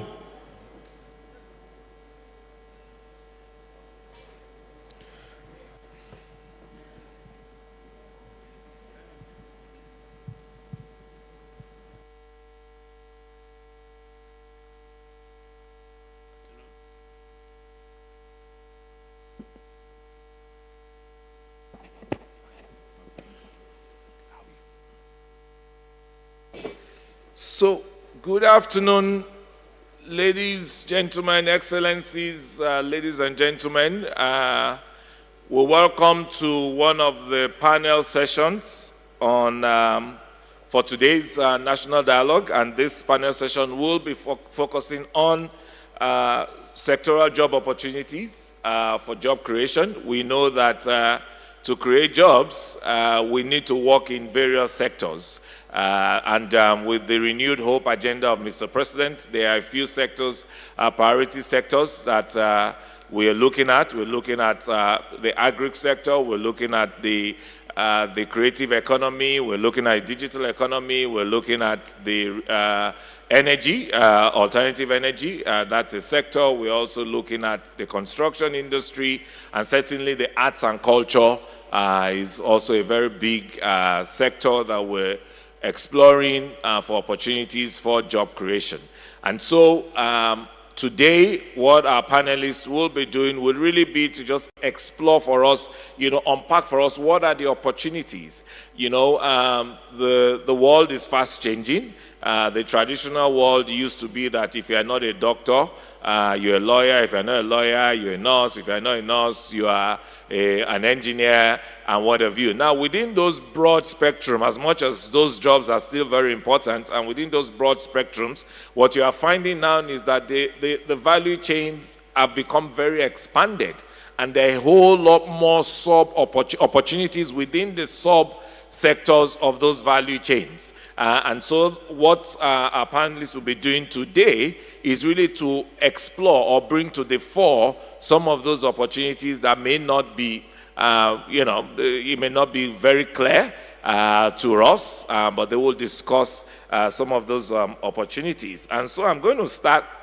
I was speaking with them earlier that the arts and culture seem to have the greater representation on this panel today. So I'm certainly going to start with them as well. But before we do that, I would just want each of our panelists, each of our speakers, to just give, a 1-2 minutes introduction about themselves and their work before we delve right into the panel. And I'll just start from my far right, and that's Mr. Obi Asika. Yes, thank you. Thank you very much. Good morning, good afternoon, everybody.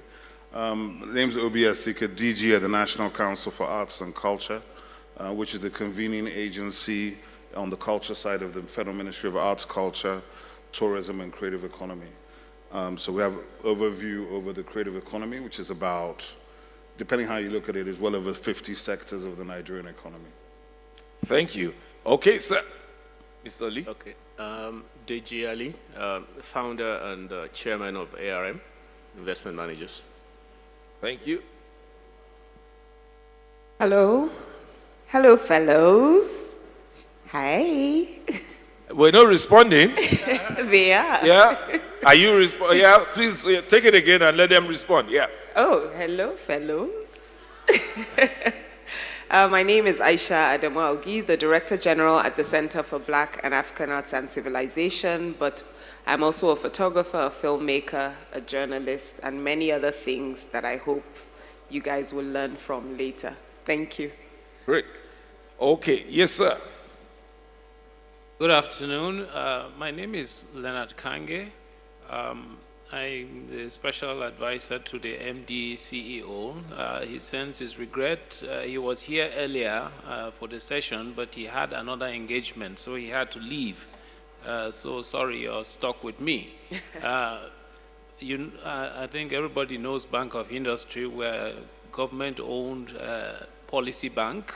Our job is to support industry, manufacturing, all the various sectors, particularly sectors that have catalytic potential, like agriculture, like technology, like creative sector, etc., which are the areas that we are discussing today. So I'm looking forward to sharing what opportunities there exist in those various sectors and what BOI is doing to ensure that our youth are engaged.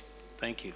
Thank you very much. My dear sister Stella, I was going to drag you up, but I know you are part of the next panel, so I don't want to overuse you today, but we're going to throw some questions to you along the line anyway. You will support us. Okay, so thank you. I'm going to go back again to our panelists now, and really just now, the audience is made up largely of our fellows, our young people, some who are still in the program, some who have become alumni, who certainly are just beginning their career and are all seeking to explore various opportunities. Incidentally, when we watched the opening video, we did see there that a lot of them do actually explore entrepreneurial opportunities now. A lot of them obviously also have their own inbuilt talents, so wherein you find out that you can do more than one thing. So I would want us with this in mind and having this audience in mind, I'm going to have each one of us as well to now to speak on behalf of our sector.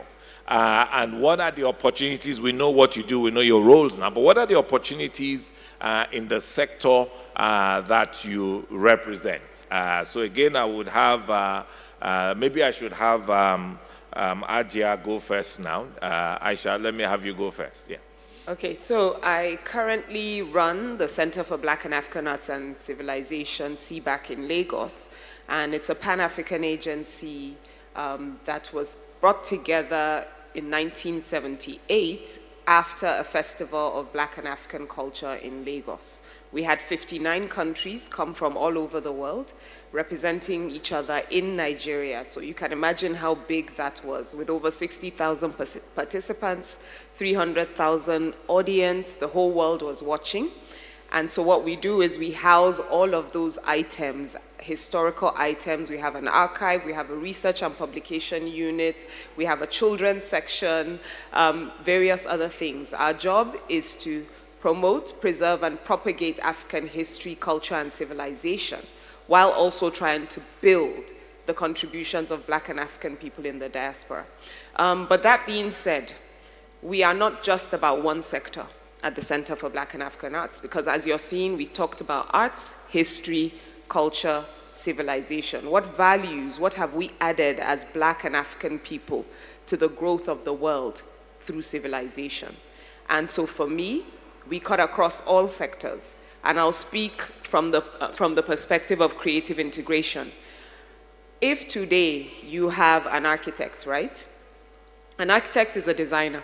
Someone who's designing, he's seen something in his mind and wants to bring it to life. That person is a job enabler, right? The same with a musician. You saw M.I. Abaga here, who has pivoted not just from creating, but actually creating jobs for others. So what we would love to see is how we can support whatever sector grow with the values that can come through our arts, our culture, and design thinking. So I'll say specific to the architectural example that I gave. As an agency, we have an announcement coming out soon to do a call for young people to come for a training on Pan-African indigenous architecture both interior and exterior. And the reason we did that was because we saw that there was a huge value chain across that space that would be able to connect with our culture, with our arts, and with what we can create. Everything from basket weaving to bronze making down to tile making from Morocco, for example. These are all enablers that by the time someone creates with that in mind, he's able to create jobs for us within the creative and cultural sector. And our hope is to expand on that, to continue to ensure that jobs are created across other sectors with our thought process in mind. Thank you. Okay, thank you. Let me yield the floor to Mr. Lee. And I know in recent years you've been very heavily invested in real estate, construction, and the like. So, what would you say to us or to the audience really about the opportunities that abound in that sector, in the housing sector? Okay, so thank you very much, Falabi. So my coverage is real estate and infrastructure. So I think a little bit of context setting is important. And I think it's good to do that for two reasons. The first is that if you look at the GDP composition today, real estate alone accounts for about 10%. And bear in mind that that doesn't include construction and infrastructure, which is captured under investments. If you look at the other point, which is what Nigeria needs, bearing in mind the ambition of the government to build or to get to a $1 trillion GDP number, the rails on which that ambition will be achieved is infrastructure. And currently we have 100 billion deficits that we have to spend every year for the next 10 years. So when you look at real estate and infrastructure, combined, they represent the most important platform for job creation and youth empowerment in the country. But the extent to which we monetize that or extract the value that we require will be a function of a number of things: policies, financing, and then skills development. In terms of the specific opportunities, if you look across the delivery chain, right from design, you have architects, you have builders, you have the Herculean task of addressing 20 million housing deficit in the country today. If we were to embark on that, it amounts to setting a stage whereby Nigeria becomes a construction site for the foreseeable future. So I think that it's one important area that we need to take seriously because it is capable of employing millions of Nigerians every year, repeatedly over an extended period of time. And the opportunities go from design to construction, delivery, facilities management, introduction of green energy, and many other things. So it's one area that I think, based on what we've seen in recent times, there's an active youth engagement, and one that I think will remain very important if we really want to address the issue of unemployment in the country.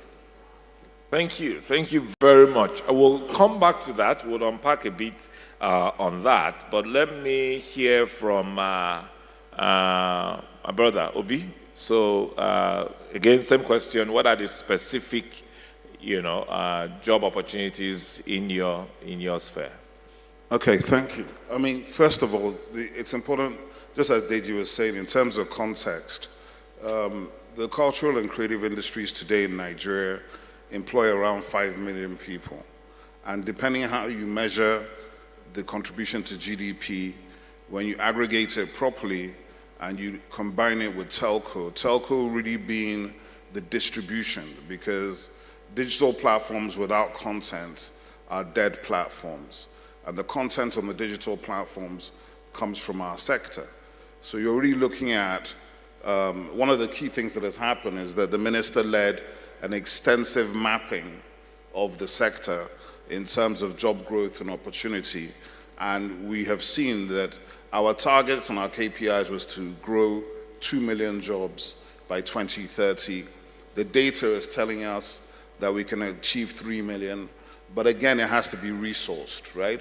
Similar to what Deji said, when you look at the creative economy, and you have to look at it, when you look at it, obviously you're looking at fashion, you're looking at media, you're looking at entertainment, you're looking at broadcast, you're looking at hair and beauty, you're looking at cuisine, you're looking at animation, literature, publishing. These are sectors which, how would I put it, they're hyper-connected, and if you go the full way, it's well over 50 sectors. And certainly with Nigeria, with its youth bulge, an average age of 18, and the ability to converge the digital economy with digital platforms with the talent that Nigerians have anyway, if we can upskill the Nigerians, we will see enormous growth in terms of jobs and enormous opportunities for the young Nigerians, both in terms of jobs and in terms of startups. And the one thing I'd like to add to that is that there is a full national IP policy about to come, which is going to affect startups and the creative economies extensively, because it's going to enable the bankers to utilize intellectual property as collateral, which has been one of the key things and levers that has enabled America, the UK, China, Brazil to drive their IP industries. And if you look at America, you might see that 50–60% of the US economy is IP industries. And Nigeria has the opportunity to be pretty much the same. Yeah. Thank you. So I'm going to come to Bank of Industry. Like you introduced yourself at the beginning, you are that primary bank, you know, of course, government as a key investor, and your job is really to stimulate industry, right? Industrialization, you know, production sector, linking them up with access to finance and all the other things that are related to finance. And you've listened to other panelists speak about their sectors, the opportunity in the sector, the wider economy, and I also know that in your portfolio, there are certain, you know, priority sectors. I know.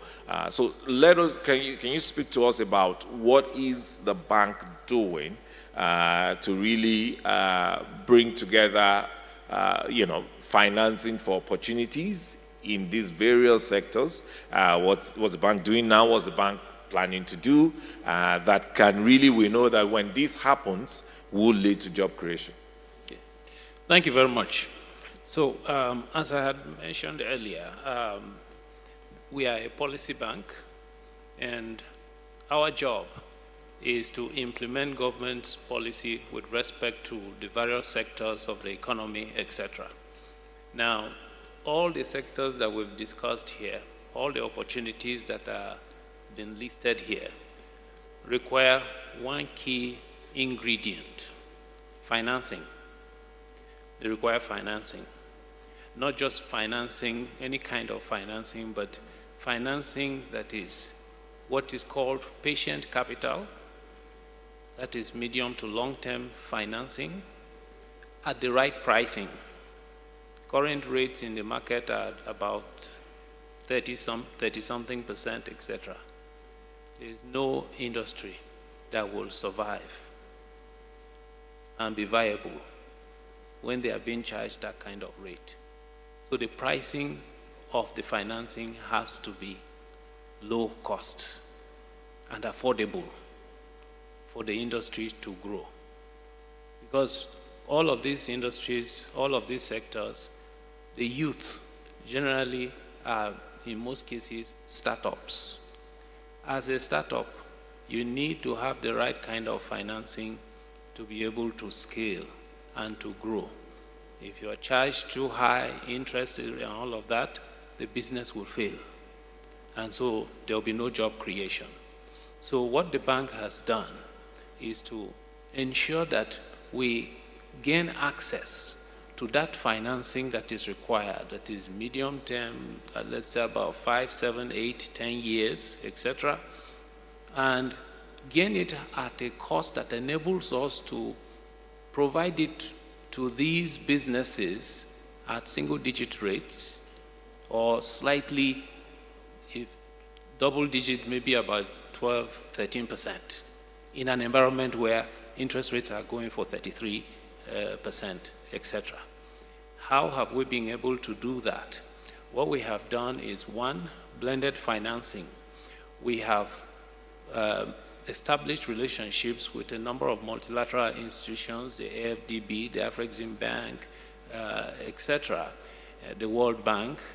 And what we've raised funding from there at different prices. But then when you aggregate the prices, you find that it becomes single digits and therefore affordable. We are not a profit-making institution. We are about impact. How many jobs did you create? How many SMEs did you help to rise from small to medium to large enterprise? How many people in the supply chain did you support, etc.? That is how we are measured. And so in that sense, we're not looking to make profit. So we try to keep the cost of our funding low so that we can pass on that advantage to the needing enterprises, the youths, etc., women-owned enterprises and all of that. The other thing, apart from blended financing, is that we've also developed an innovative way of de-risking the loans that we are able to take. By that I mean we raise money internationally using credit enhancements from the federal government. By that I mean guarantees. However, given the challenges that most African countries face, the rating of BOI is the same credit rating as the federal government. Now, with the rating of the federal government, if you go to the international market, you're looking at raising money in the region of 10, 11, 12%, etc. That is how it will cost. Now, we cannot take that kind of money and successfully deploy it in a way that at single digits, etc. We'll be making losses, right? So what we have done, an innovative way of doing this, is that we have now partnered with multilateral agencies like AFC, for instance, to provide a guarantee to us. AFC has an investment grade rating, and therefore, because they are guaranteeing BOI, when we approach the international market, what they do is they're looking at AFC risk, not Nigerian rating risk. And so to that extent, we're able to raise money at sometimes 5%, sometimes even lower. That then gives us the opportunity to deploy that funding at affordable rate, single digits, etc. Okay. So those are some of the, and then we now come back and we develop programs to ensure that we deploy this money successfully to the creative sector, to the agricultural sector, to women-owned enterprises, etc., at affordable rates. There are other ways that we also are able to further de-risk these loans so that they make it affordable. I will discuss more about that as we go. Thank you very much. And you hit on the notes that I was actually going to tee off on. And that's really because, you know, the jobs are created when people take risk. You know, private sector take risks to go into a business. The business is in one of these sectors that we're discussing, and if they don't then have the appropriate financing, the partnerships to really, you know, boost their ideas or their thoughts, then really there can be no business and there can be no jobs. And so you started describing some of them, and I was just going to go back again to our panelists, particularly again, let me tee off again with the creative sector. And just as you said, it's a lot, right? There's the film industry, there's the fashion industry, there's interior designers, interior architecture, and what have you. My point then is, and the question would be, what are we doing to galvanize, you know, the private sector for these opportunities? knowing fully well that you have partners like the Bank of Industry and all the others that he's mentioned who have financing for certain programs or certain initiatives. So what are we really doing to galvanize those initiatives? Because, for example, any small business or startup here may not be able to access Bank of Industry, right? But through your agencies, they know your sector, they know what it is, and you then can direct them to some program, finance, and things. So I want us to speak a little more about that, and I'll come back again to BOI. Yeah. You want So me to take it? Go first, and then Aisha, and then I'll come back to Mr. Ali. Yeah. Well, first of all, we work closely with the Bank of Industry. That's one thing. And we've been working with them developing key focuses, film, fashion, and music being the sort of 3 lead segments. And I believe early next year, you're likely to see some major initiatives and interventions from the Bank of Industry in those 3 spaces. At the same time, coming from the Minister's office and also with the agencies, because all of us at the agency level basically had alignment in terms of our roadmaps to work with the ministerial roadmap. And the minister's been very aggressive and gone out there and created a number of SPVs in partnership with MOFI, the Ministry of Finance Incorporated, specifically capacity building, clapnigeria.ng for the fellows who are here. If you go there, there's a lot of resources in terms of capacity building, how you can get involved in the sector.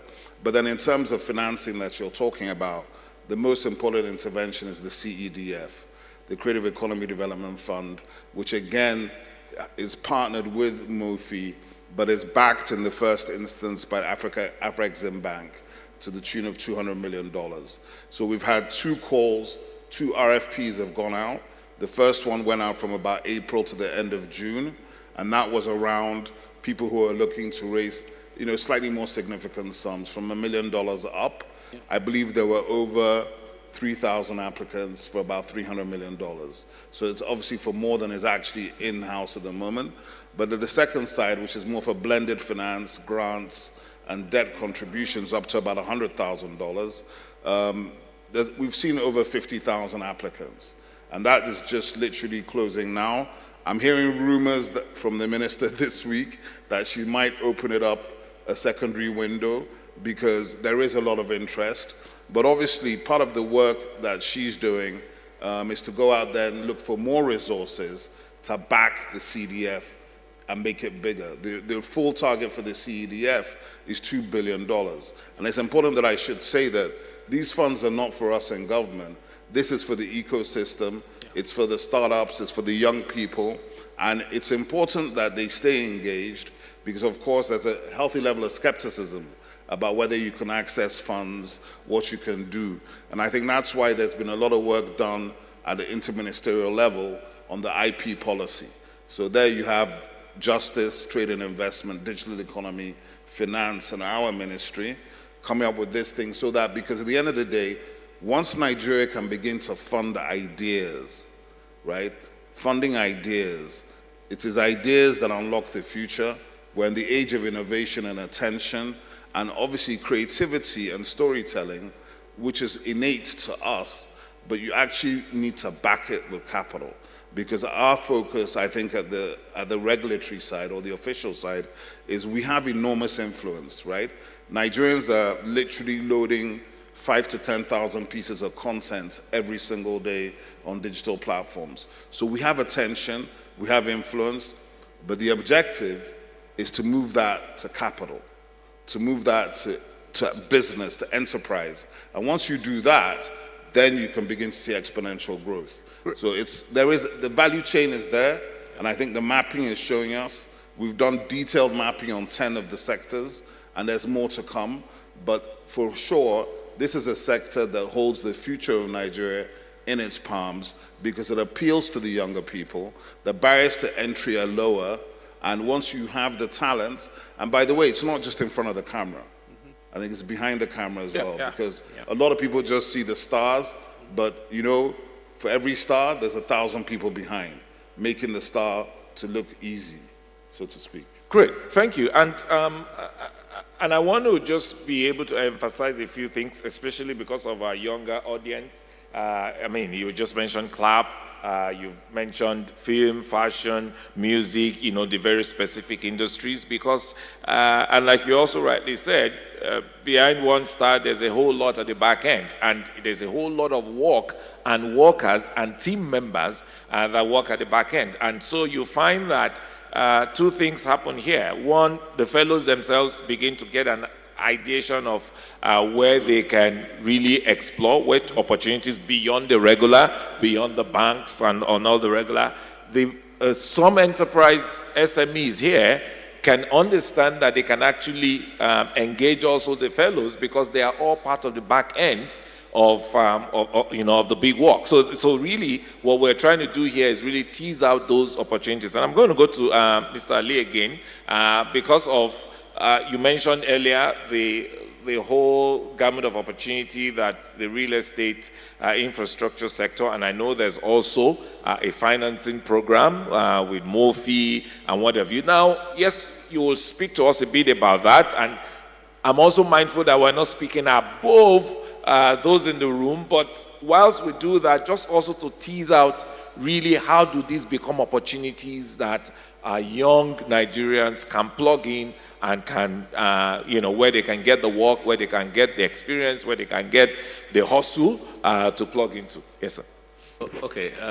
Combining real estate and infrastructure is a bit to comment on, so I can come back to infrastructure later, but let me speak to real estate. The reason I mentioned at the beginning that real estate accounts for 10%, which is the third largest component of our GDP, is to signal the importance of that sector. But it's also to indicate that it's a measure of what is possible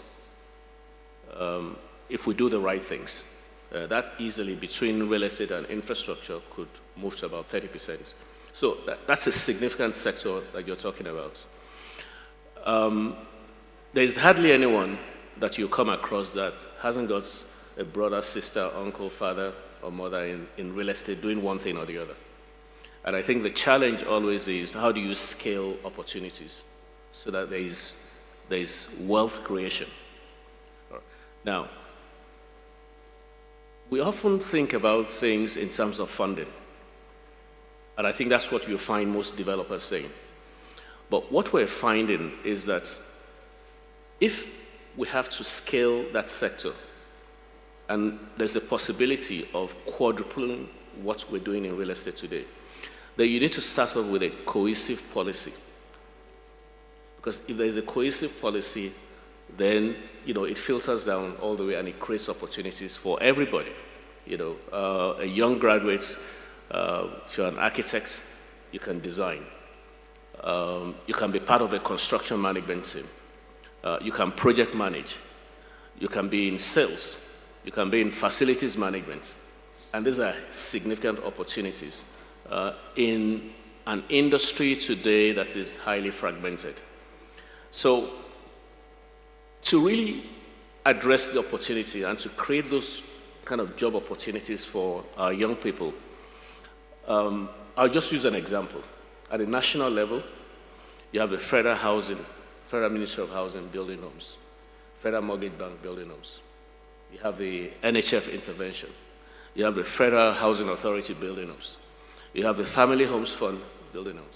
We now have a MOFI, Real Estate Investment Fund, financing. So there is no cohesiveness amongst them. And that's very important. And the reason I'm saying that funding has proven not to be the big issue in real estate today is that for the first time in, I would say in almost 40 years, a Nigerian can borrow at single digit for up to 20 years to finance a home. That's possible. And it's available to every Nigerian. But what we're finding is that because of a lack of coordination between national and state governments, those opportunities are being eroded. I'll give you an example. There's a state, for instance, that just came out and said, well, for every home that you build in the affordable space, Once you deliver, there's a 1 million naira levy.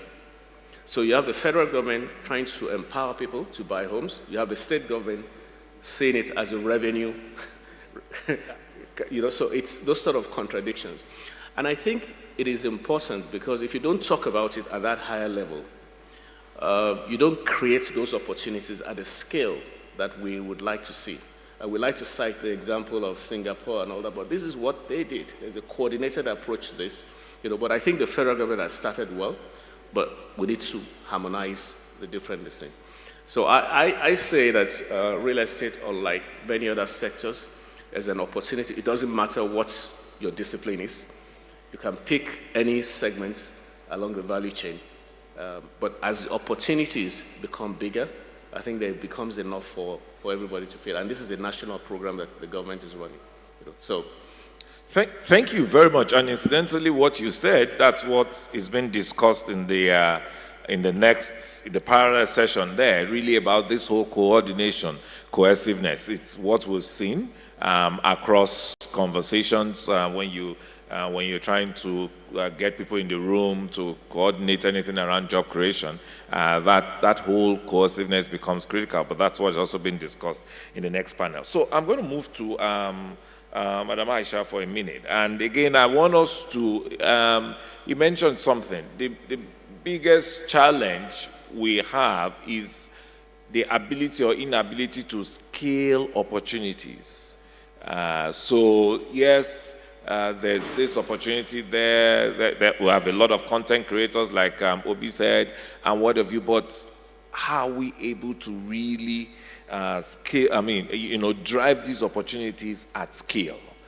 So what are you doing, or what do you think either you're doing at CBAC or we should be doing? And it's good to know that your sector is also multi-sector, right? Yeah. What are those ideas, thoughts that you can provide? Yeah. Well, I would say we have to start with connecting the dots. Because I created my own jobs for myself as a photographer, right? And I think it was being able to live through that life for almost 10 years that I realized the day I don't go out to work, there are some people that will not eat, right? Because you need a lighting guy, you need people in the studio, so just because you decided to have talent, there was this quote that I loved back then that said, ideas are capital, the rest is just money. And I think that's the one thing Nigeria has. We are full of beautiful, vibrant young people that have ideas. Where we have an issue is the level of commitment. If I, as a photographer, wants to set up a studio today, right? I must have land to collect collateral. There are a lot of changes that are happening now, obviously. But I know what people who already have the potential are going through in trying to access, whether it's funding, financing, visibility. There's a lot. You have an idea, you want to market it, you still need funding. So in as much as we believe funding is not the issue, we also need to still see it as a huge issue, because that's the only way you can actually scale up. You need money to make money. So what I would say to the fellows, because I believe we're speaking directly to them, is the government itself, we may not be perfect in the way we're doing things, but we also need those who, like the great people here, who have those ideas. So for example, I'm a creative, right? And I run a government agency. I had to do an MBA to be able to understand financing. I was lucky to be able to advise the Minister of Finance as a creative to learn about these financing things. And I was very happy to also contribute to the initial thought process of the Nigerian Jubilee Fellows Program. Even Bank of Industry, I remember we were back and forth with them to ensure that they had a desk where people who had ideas could come to scale up their business plans. I know the Nexim Bank also had something like that. And so for us, it's like, how do we get more of that? So we're building awareness in a way that the other sectors can understand the value that we bring to the table. And just like my DG had said about the efforts of the ministry, even within the Renewed Hope agenda, we're looking at how do we align the policies that will cut across the various ministries, the various agencies, right? And there are a lot of times that there are thought processes that it takes the creatives to bring to the table. So for us, we know that we have creatives. That is why the minister ensured there was a data mapping. So now you have the numbers, you have ideas of where they are. It's now where to place them. So I would say personally to the fellows, there's a lot of personal work that also needs to be done. You cannot wait for the opportunities to come to you. I asked one day in a room of 1,000 young people, how many people were following government pages, for example, where these opportunities are being announced, and I had only 2 people in that room, right? So that's one. We have to do more in building the communication. I know the National Orientation Agency today is working with young people to create the kind of content that will attract their mindset towards seeing these opportunities. Because now we realize all it takes is 8 seconds for the young people to lose interest. And these are the same people we're trying to create the jobs for, but if they're not focused to learn about where these jobs are, then you're not going to get the kind of support that you need. You heard what the Sterling Bank MD said earlier. They planned to take 1,000 people. They were only able to take 300, and out of that 300, only 17 were hired. What does that say? We have the people. We just need the structure in place. So for me, I would say this charge to whether it's private sector, we can see they're doing a lot when it comes to buying art for collateral. Art is now seen as collateral, so they will invest in that because it adds value to them. We need the private sector to take more risks in seeing these young people, not just as an individual. If today a burner boy is filling out stadiums, just because he's using that stadium will stay afloat. What are we doing cutting across our own sectors within the spaces that we're in? I think one of the things my DG didn't mention earlier is the different hubs that we're going to have across states and hopefully local governments, if possible down to the wards, if we're able to break it down. And when we're building these things, we want that support. I, for one, have the program called PAID, and we deliberately called it PAID because our ad will be, do you want to get paid within the creative and cultural sector? So imagine that as a video or an animation or whatever, it will attract the minds. But we need the other sectors to also believe in us and believe that this can happen. And we need the young people to please, fellows, do not hesitate to put out your ideas, even if it is not going to add value to you. If you see a space where you may think of, it can even be on Twitter, you'll be shocked at who will pick it up as an idea. Express yourself as much as you can. Walk into spaces with audacity. If they don't have something, tell them they should. And then for those of us who have the opportunities, we are looking for more, right? So what did Obi say earlier? The CEDF 2.0, they may open it back up again. So those applications are there for you guys to access. We also have ours coming out soon, that for those who have the design concepts and thoughts in mind, by January, the training starts. And that training is to upscale you to think beyond just your design, but to think about how you can build an ecosystem and create jobs for your friends, your colleagues, your family members, to be able to join you in building something bigger and better. Thank you. Thank you so much. So we would, I'm looking at our time. We're racing against time, but we would have room for 2 questions. So I don't know if my ushers, not now, coming soon, but if the ushers around the room, we just have room for about 2 questions. But before then, I think what is clear is that we also need to have a type of a talent pool, right? Talent pool, opportunities pool, and that way as well also know what financing products or what financing schemes, back up those talents, those kind of matching. And I think that's where the hubs, like you rightly mentioned, those kind of hubs are important for your sector, but in every other sector, in every other ecosystem, those opportunities are there. I would come to the BOI for maybe just 1 minute to speak to what everyone has spoken about in terms of, a type of talent pool, opportunities for jobs, scaling up, and what would you want to contribute to that, or maybe I say it will be your own parting comment. So let me reserve that for a second. Let's see. Do we have the two questions now? Okay. So who is giving them the mic? Who is on the floor?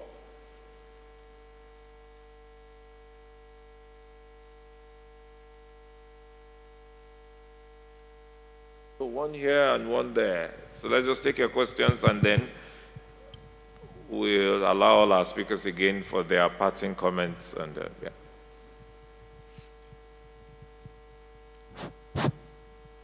Good afternoon, everyone. I'm Ibrahim Umar. I'm part of the host organization of Nigerian Jubilee Fellowship 1.0. My own question goes to the two DGs from the creative industry. The Creative Economic Development Fund is being opened for the first phase and the second phase. And the second phase, we are closed. I think it was extended for 1 month again and it's closed. We try to meet up. So what's the question? We don't have time. Question. Yeah, I'm going to the question, sir. Yeah, Sorry. just go to the question. Yeah. The question here is that No problem. it's a very good initiative, but in the criteria of that CDF, I didn't think it's a friendly platform for non-profit organizations. Okay, so this is a comment now. Question. What is the question? I said, my question is, how can they improve that CDF, Creative Economic Development Fund space in terms of it will be friendly to non-governmental organizations, not business-owned organizations? Thank you very much. Thank you. Next, there's one other. Thank you so much. Yeah. There's one other. Okay, great. Yes. No lady. I thought there was a lady that raised her hand. It was a give. Okay, you have the mic now. Yeah, go ahead. Ask your question. 30 seconds, then the lady. Yeah. Okay. My name is John Paul Obioku. My question is very simple. In the digital space. To who? Or to everybody? Or to anybody? To everybody. Okay, go ahead. Okay, my question is, how can you, in a digital space, assess a loan? Assess what? A loan? Yes, okay. To finance a project. Okay, good. Thank you. That will be to BOI. Okay, the lady, let's have a lady, yes. Good afternoon, everybody. My name is Oklobia Enejoy. So if I heard correctly, I heard so many initiatives from the speakers that are in place for youth and fellows. Okay, over time, right, most of these initiatives, they come up and then they are linked for us to apply. And youth like me, we have the mentality of, okay, it's a government fund or whatever it is. If I apply for this initiative, there's that fear that I may not get the opportunity. So my question is, how will you convince us to apply, and then at the end of the day, the opportunity will be given to us? Thank you very much. Okay, thank you. Good. So those are the questions, opportunities. That's a targeted one and the one on the loan. Okay, so let me allow the creative sector go first again. In terms of the non-profit side, there's an entire opportunity for non-profit, for NGOs, and there are grants available within the CEDF. What is important, however, is you have to show your credentials. A lot of people just stand up in the morning and say, I'm an NGO, but they have no way to establish that they are actually an NGO. So you have to show your credentials, show what you've been doing. And the best advice I can give you, if you're having difficulty, find a financial advisor to help you submit your plan, okay?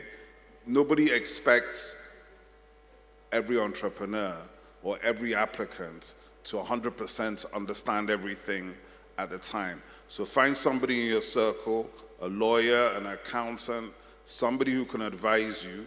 And if you have any issues, also there are help buttons on the CEDF that you can even talk to me after the session. Great, thank you. Let me allow BOI to answer that question about, I guess he's in the digital economy, the digital content and whatever, so how can they access the loan, and any other parting words you have for us? Yes. Okay, thank you very much for that. So when I spoke earlier, I mentioned about how we raise the money. How do we deploy it in a way that is sustainable, and how do we de-risk it? Because for a young business person who is just starting out, they don't have collateral to put. The women entrepreneurs is even worse, right? So what do we do to ensure that that works?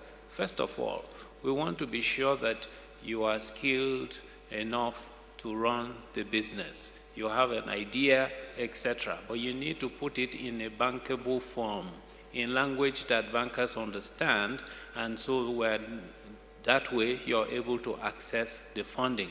How does that happen? We have a group of consultants, over 400 of them, business development consultants, all over the country. We introduce you to them. They will handhold you, look at your business idea, look at the various opportunities in the market, put that into a feasibility study and a business plan and all that, including governance, and build all of it around that. And once that is done, they bring the credit request to BOI, we review it, we approve it, and we disburse the funds. And you will say, okay, how do I get money to hire a consultant? You don't have to pay the consultant. BOI pays them. We pay them based on milestones. You finish the feasibility study, you get paid. You put in the application, they get paid, etc., and all of that. So we fund that ourselves. That's one aspect. Then, in deploying the loan, there's collateral that we lend against cash flow, but in the event that the business fails, collateral is the backstop, right? Now, that's also always a challenge with that. Where do you find collateral? What we have done is to try to see if we can get partner with organizations that will de-risk that by providing guarantees, first loss guarantee, etc. We've partnered with the Africa Guarantee Fund, it's a subsidiary of the AFDB, to raise about $50 million in terms of guarantees that will provide up to 75% guarantee of the loan to women-owned enterprises or people who are engaged in environmental sector. The second, and up to 50% for just normal MSMEs. So that is one of the things that is also available for accessing the loans. The second aspect of it is capacity building, because it's not just the money. You must be able to manage the business successfully. Being able to manage the business successfully. So one of the things we do is also to train and skill and build the people. For instance, before you even take the loan, there's a training that you have to undergo in order to ensure that you have your idea is viable and is sufficiently de-risked. So those are some of the things that we put in place to ensure that you're able to access the loan and also able to continue to grow. Thank you very much. I want to ask a simple question for the benefit of everyone here. And I like the fact that you said, well, whilst other financing instruments would loan against collateral, you at least consider against cash flow and things like that, and all the whole de-risking approach. Is there a desk, you know, like you mentioned, and a place where people can just come and say, I have this idea? You know, because Nigerians are very entrepreneurial. A lot of these young people too are very entrepreneurial. They have, you know, does BOI have a desk, like an idea desk, like the DG mentioned, in all their branches across Nigeria, that wherever they are posted, they can just walk up to a BOI desk and say, okay, I have this idea. Do you understand? I don't know. Yeah, we have, first of all, we have all our branches are there, but also online too. On BOI website, there are so many programs that are available for youth women-owned enterprises, etc., that you can access. Explore. Okay. Yeah, you can explore. It's all there. Okay. You know, So the man, digital content, he answered your question, right? So I think you can start from online as well. And I would also, those are part of the things from a coordination perspective that I would also want us as institutions to pursue, right? Just be able to have an ideation desk, whether it's some basic business plan people can submit, review, get get some kind of feedbacks. There can be a coaching session based on those feedbacks. We really just need to be able to reach the people, just as the people can also reach us. I think that's important. I just want to add just a note on two programs that would be very relevant here. For instance, for NYC, we have a program, a fund that is set aside to provide financing for for NYC young people who have a good business idea, etc., and are willing to undergo training. That we also handle by ourselves, and you can access that. It's also available on the website. The other one, which is really big for the creative sector, the digital sector, etc., is the IDICE program, the Investment in Digital and Creative Enterprise program. That is a partnership between the federal government of Nigeria, the AFDB, the French Development Agency, and the ISDB.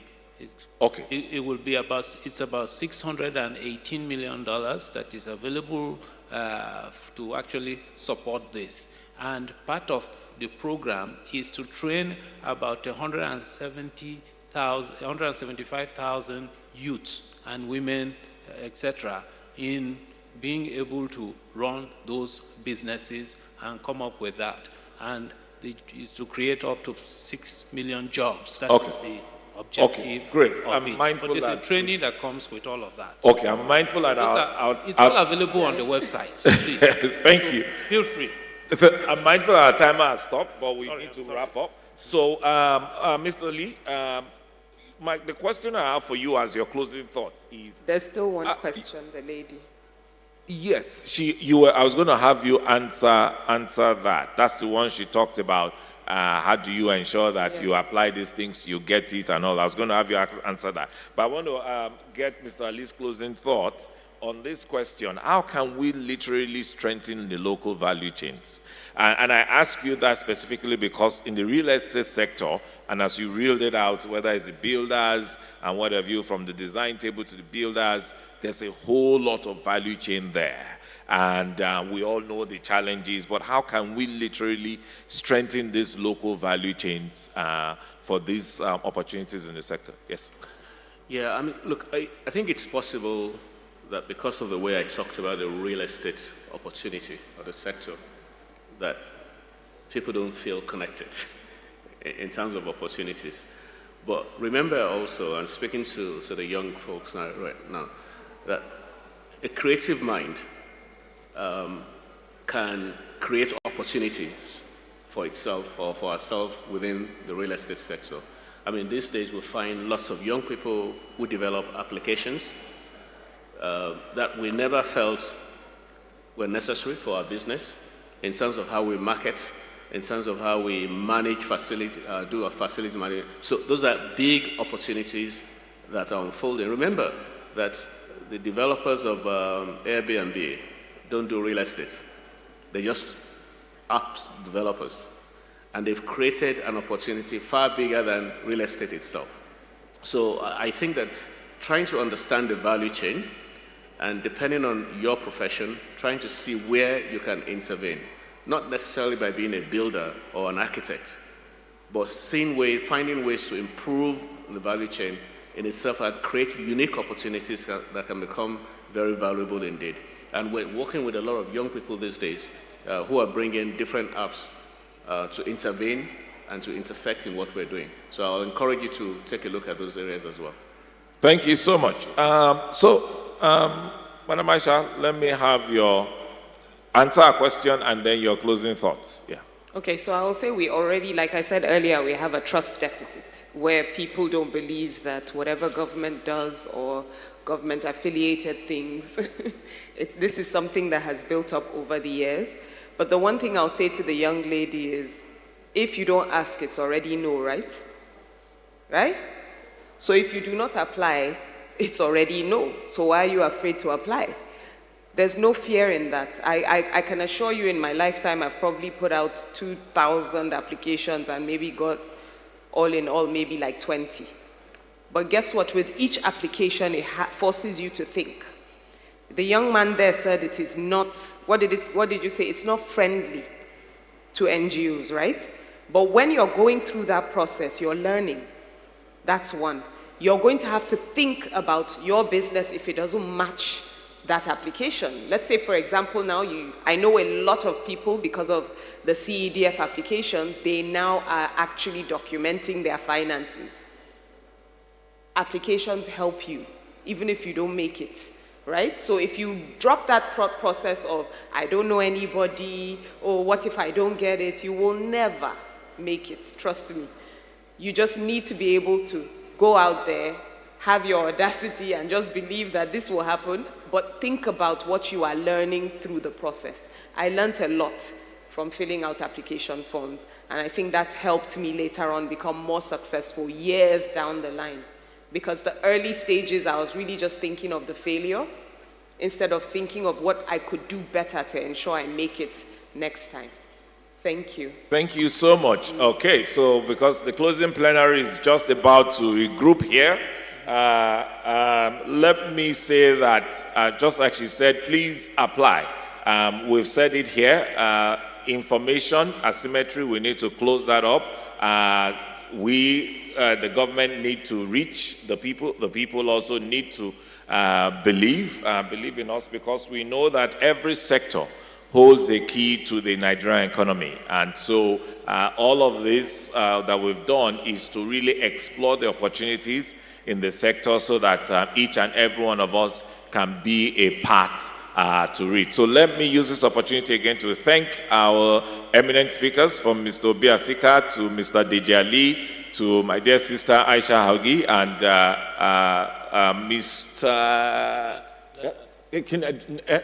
Leonard, representing the CEO of the Bank of Industry, Shukwa Lucy.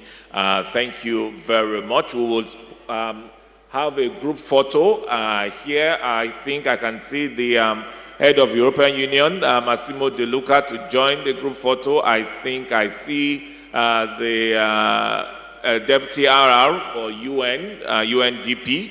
Please join us. I think, and Stella Kotete as well, you can please join us for the group photo. Thank you.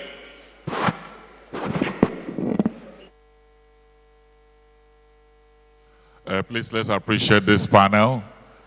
Very beautiful. Thank you very much.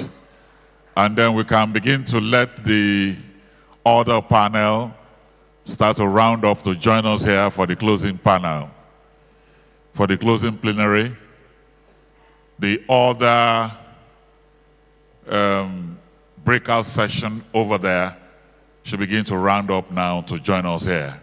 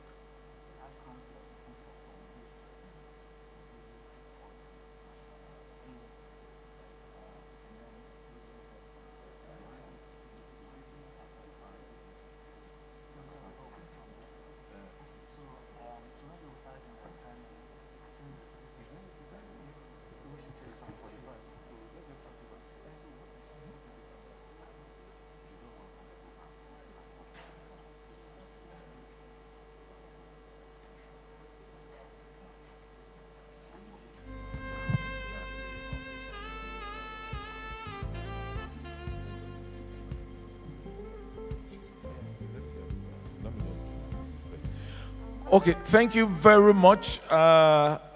Excellencies, distinguished ladies and gentlemen, it's been an awesome time since the beginning of the program. As we know, it's a two-in-one program, though connected. The Vice President officially flagged off the Njfp 2.0, and right after that, we've had the first panel, which was really about the fellowship, about amplifying fellowship as a pathway to job creation in Nigeria. And then we have moved into the breakout session where we've had two panels. One panel on exploring the opportunities in the various sectors for job creation, and the other panel that spoke about the economic policy and driving coordination, in that space. We are now convening to the closing plenary. So I would want everyone outside to please come in, because I can see a couple of our special guests. I can see my Egbon, Bolaji Balogun, and a few others in the room already. So please, let's all just come in so that we can convene the closing plenary now. And what is important is this. The Jubilee Fellows program is now officially on. I'm sure there will be some announcements about the application process for the 2.0 before we close. This panel will conclude the three panels that we've convened to drive a high policy national dialogue for job creation. The outcomes of these panels will be action points for the federal government of Nigeria working in that space of better coordination for job creation in Nigeria, especially for our young people. So we really want to thank every one of you who has been a part of this from the beginning, whether at the official flag off of the NJFP itself, or throughout the panel sessions that has taken place since morning, and now we're concluding with panel 4, which is the panel on sustainable financing and investments for job creation. I'm going to hand over the podium back again to my big brother, Ebere, so to do that. Thank you. We have close to about 10 minutes for the Honorable Minister to join us here. And somebody whispered to me that within that 10 minutes, people can quickly go there, grab something, and come back. You agree? Yes. Okay, please. We have small chops and tea at the back. Let's do that in 10 minutes and come back here. Let's do that in 10 minutes.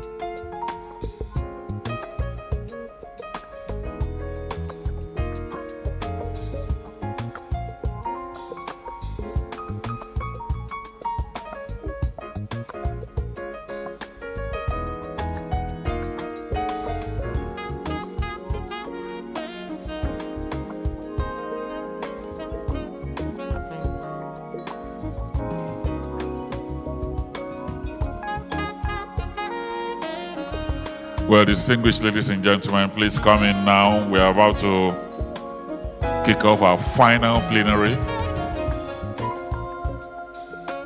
We're about to start our final plenary. Please come back.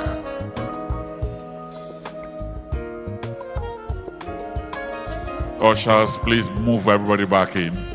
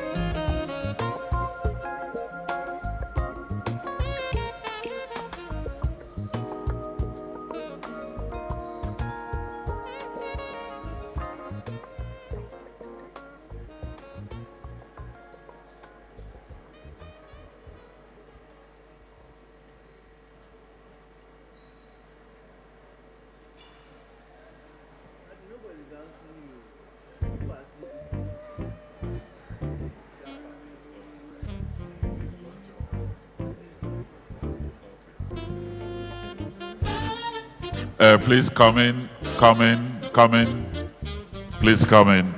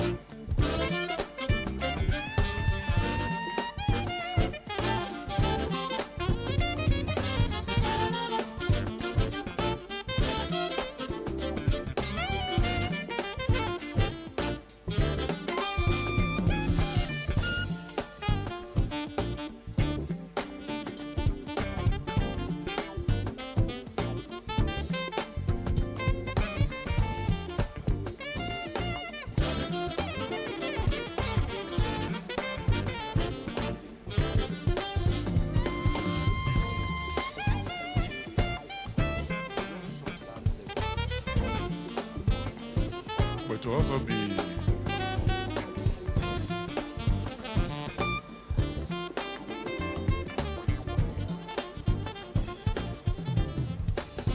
please come in, please come in. Ushers, assist. Let's bring everybody on. Time is of the essence. Let everybody come back here now. Our panelists and moderators are here. Our facilitators are here. We are waiting for all of you to come back here so that we can start. Please come in, please come in.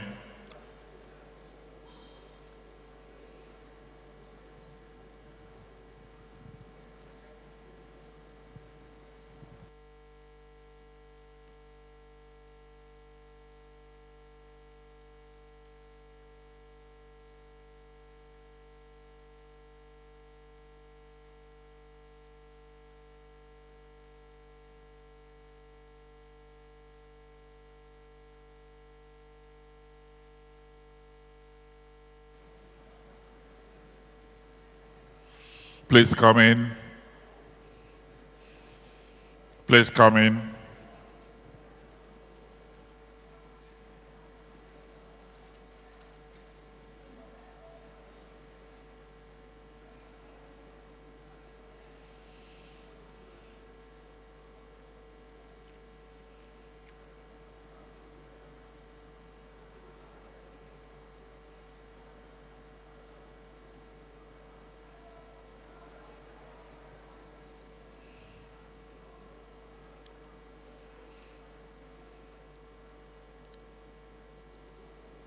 Thank you very much. I can see people coming in now.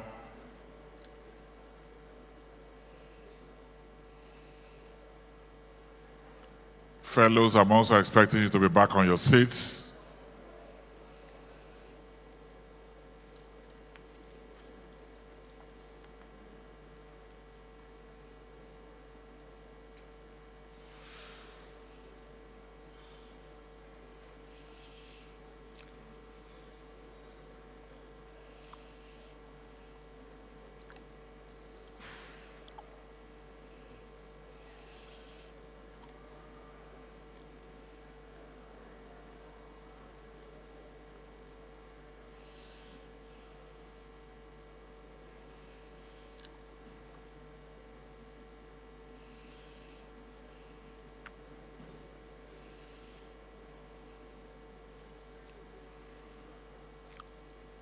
Thank you.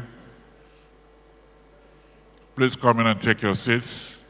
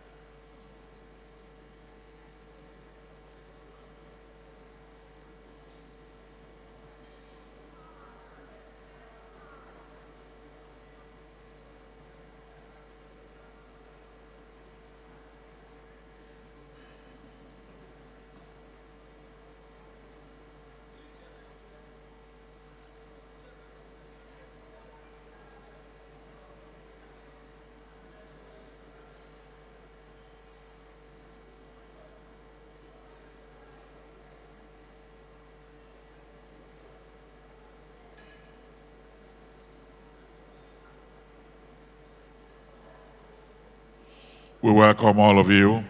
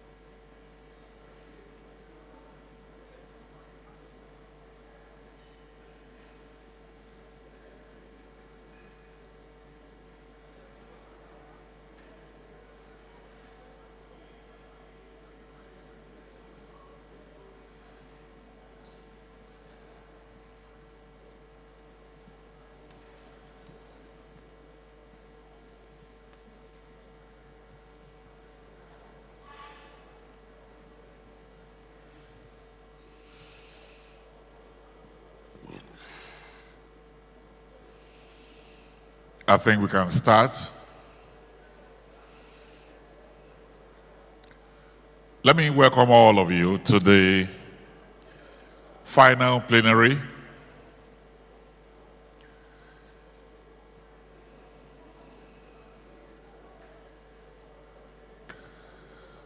The final plenary is taking a look, or if you like, you call it a closing plenary. You're taking a look at sustainable financing and investment job creation. Before I go into that, let me also tell the fellows, I understand the website for registration will be open today by 5 p.m. So for all of you that want to be part of it, the website will be open from 5 p.m. And so welcome to the closing plenary. Sustainable financing and investment for job creation. Let me quickly welcome our moderator, the CEO, the healthcare investor, founder, Health Cap Africa, Dr. Ola Brown.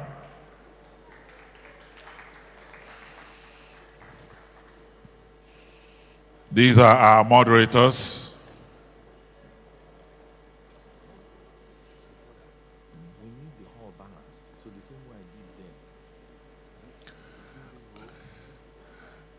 Okay, we seem to, this side is very heavy.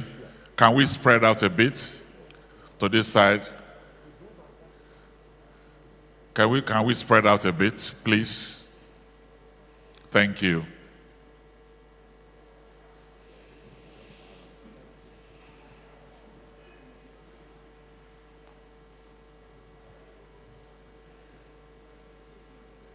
Yes. Moderator? Dr. Ola Brown? Yes.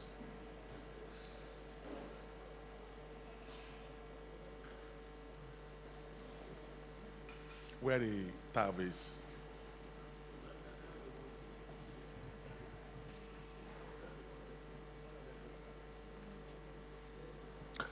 Let me welcome our panelists that are here. CEO Chapel Hill Denham, Mr. Bolaji Balogun is here with us. The Chief Executive Officer and Executive Secretary of the Nigerian Investment Promotion Council, Ms. Aisha Rimi, is also here.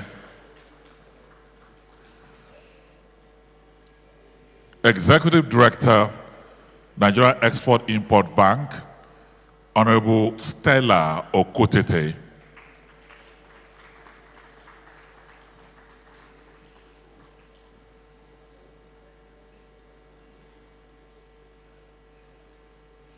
Are you from NIPC? Okay.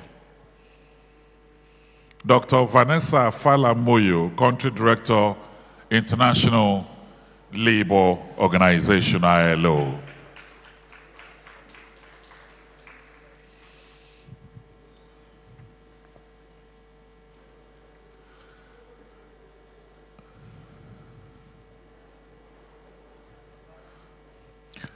That's our panel for now. In case other people join us, we'll bring them on board. But right now, Dr. Ola Brown, over to you. Thank you very much. My name is Dr. Ola Brown, and I'm the General Partner of Health Cap Africa. We invest in health tech and fintech across the continent, and it's great to be here. And I'd just like to start by thanking the organizers for giving me the privilege of moderating this panel. I'll start by setting the scene. Most of these facts you'll know quite well, but it's always good to reflect on them as we start this really important conversation. There are almost 200 countries in the world, and nearly half of those countries have achieved a GDP per capita of over $9,000. which means the people in those countries are relatively okayly kind of comfortable. So just to explain the term GDP per capita, because I know that there's a few new graduates in the room, is when you divide all the money in the country by the number of people. So if you divide all the money in Qatar by the number of people, you get about $120,000. If you divide all the money in America by the number of people, you'd get about $60,000 each for each citizen. If you divide all the money in the UK by the number of people, you get about $40,000 for each person. If you divide all the money in Nigeria by the number of people, you get over $1,000, so about $1 million, about 100K per month. So even without any leakages in the system, the GDP per capita in Nigeria is still quite poor. So what I started by saying is nearly half of the world's countries have achieved over 9,000 per person. So they're relatively okayly comfortable. And they've done that in very similar ways. How countries develop is small companies become big companies. And those big companies do 4 major things. Number one, they become a source of business for the small companies. So the small companies service the big companies. Number two, they list on stock exchanges and give the public a chance to contribute to or participate in wealth creation. Number three, they pay taxes, which allow governments to provide public goods and protect the vulnerable. And the fourth, and the subject of this panel, is they also employ people. And since biblical times, this model hasn't really changed. Rome became the most powerful country 3,000 years ago because they had the people with the skills and education. So the blueprint for prosperity is not really new. It's over 3,000 years old. No country has been able to achieve prosperity without productivity. The real question is, for my panel to start with, why hasn't Nigeria achieved it yet? And I'd like every panelist to please answer. Why hasn't Nigeria achieved that? Yes, that move from poverty to prosperity, that journey from small companies to big companies that employ people and lift people out of poverty. Okay, so I would say we're a work in progress. And if you do a comparison with the numbers of the countries you've made mention of, we're just about 65 years old, and with a growing population of over 250 million people, you don't expect us to share the same GDP line with some of these other countries. But what I think we need to do, because I'm not part of the school who laments on our past or our errors. I always like looking into the future and what we need to do in terms of providing solution. One of the solutions is what the UNDP is currently doing with the federal government. Nigeria has to grow from being relatively an import-dependent nation to becoming an export industrial nation. What do I mean by that? We need to scale up industries that would create, the bubbles that would create employment for our people, sustainable employment for our people, and actually drive up wealth creation as well. So with that, you will definitely be dealing with poverty. And beyond that, I think education is also very important. And that's what the training, the fellowship is all about too, because when I looked at the model, it has to do with capacity building as well as placements for jobs and all of that. So if we put these two things together and ensure that it trickles down to the words in each of our states or our local government, we'll definitely get better returns as a nation. Thank you. Vanessa, the same question to you. Thank you so much. Just before I start, I want to confirm that the picture behind me and me is the same person. This is the 2.0 version, the version that have tasted Nigeria jollof rice. Fantastic. So thank you so much for the question. And as we reflect also on progress that we have made with various interventions, also acknowledging the contribution of the Jubilee Fellow in really supporting the job employment architecture in Nigeria, we also have to ask ourselves, some few critical questions, like how do we sustain some of these interventions going forward? And how do we ensure that we forge ahead with moving from poverty, as you said, to prosperity? I think from where I stand, and I say so because my organization works in the space of employment and job creation. And while ours is more from the policy aspect of it, but what I see in the implementation as far as a gap is how we have a very robust, modern labor market information system that really guides and informs all decisions from government as well as from the private sector in terms of where to invest as far as employment is concerned, to understand where the jobs are coming from and where the jobs are going, so that as we make decisions in terms of the direction, the trends that will be coming out of that system are allowing us to identify where to invest. So in addition to coherent policy, and I've heard this come around from the various conversations, you also need strong institutions. And the strength of the institutions lies in their ability, as many as they are, to coordinate and enhance synergy, so that the efforts that we are coming with from the different sides are coordinated for enhanced impact. I always hear a lot of people, my colleagues, saying Nigeria is too big to fail. Nigeria is very important to fail. But also, Nigeria has got quite a lot that it can demonstrate as far as impact is concerned. And the failures can be addressed if we can really change the modalities of how we do things a little bit and be structured in our interventions. Without this labor market information system as well, we are not able to comprehensively and adequately narrate what we are doing from a holistic perspective. We can tell stories about what each is doing, what the states are doing, but do we have a collective source of information, of data, that is able to narrate in a comprehensive manner what Nigeria in its entirety is doing? And I think that's something that we are lacking. We are lacking a system that really will assist us in data collection, a system that will assist us in having strategic conversations with the private sector to say, this is where the jobs are coming. We know we are in a digital economy, we are in a green economy, but do we have a system that really, analyzes that information and identify different trends? I know that with the Ministry of Labor, for example, and employment, there are employment centers that are aimed at supporting job employment, youth employment, but I think we can really structure them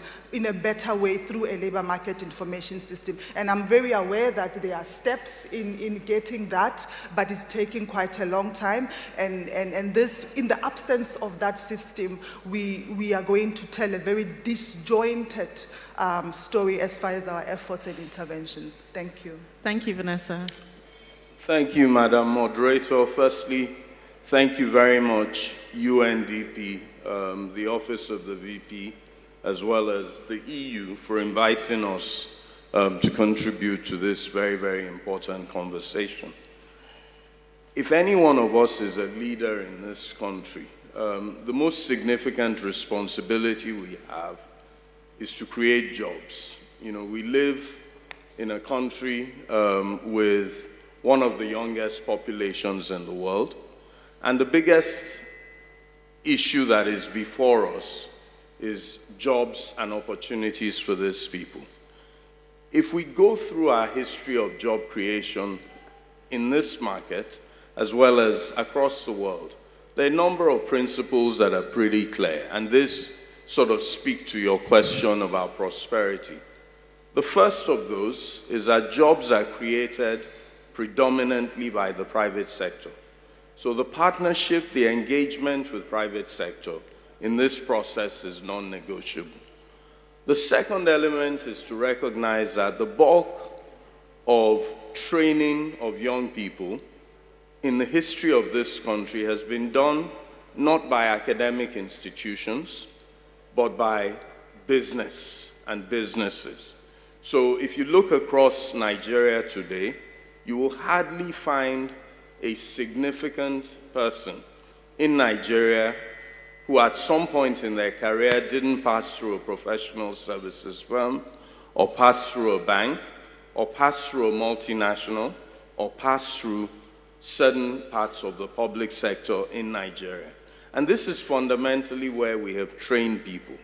So engaging private sector with a program like the Jubilee Fellows program is non-negotiable. The other key principle is that in this country, too many things are happening in various silos. And there are lots of people doing wonderful things around entrepreneurship, around job creation, around providing opportunities for young people, but very, very few of us are collaborating. And this requires very significant collaboration because it's all about the future. And the only way that you build prosperity in any country is by building businesses that scale. Nigeria is a country of predominantly SMEs. Every single Nigerian has a company or two in their back pocket. And while SMEs are fantastic, it's when SMEs scale and become really, really large businesses that they create very significant opportunities in their value chain for young people and for people in the employment sector. So when you ask that question about how do we narrow the gap between where we are and prosperity, it's about how do we transition our country, our community of shopkeepers, into a country of bigger businesses, and it's those bigger businesses in turn that will drive prosperity. Thank you. Thank you for giving me the floor. My name is Abayomi Salami. I'm the Director of Policy Advocacy in the Nigerian Investment Promotion Commission. I'm representing Ms. Aisha Rimi, the Executive Secretary, CEO of NIPC. So let me start by saying the country as a Nigeria just started in terms of deliberate attempt to even engage in prosperity in terms of creating jobs, sustainable development and growth. And as a result of which, when you look at how NIPC got into evolving, by the act that established the Nigerian Investment Promotion Commission, which enable even the foreigners to own their investment, created a platform for private sectors to thrive, as stated earlier by Mr. Bola Jibalogun. Because government is not in the business of doing the business. Government is in the business of creating a enabling environment. And by creating such environment, and that is the only area, that is the bedrock of creating opportunity for jobs and sustainable development. As a result of which, Nigerian Investment Promotion Commission, let me start by saying that deliberately we started thinking along this line by even deliberately attracting and facilitating investment that are responsible, that are inclusive, that are beneficial, and that are sustainable. And I want to state here that we have been involved in so many efforts at even upscaling various sectors to create jobs.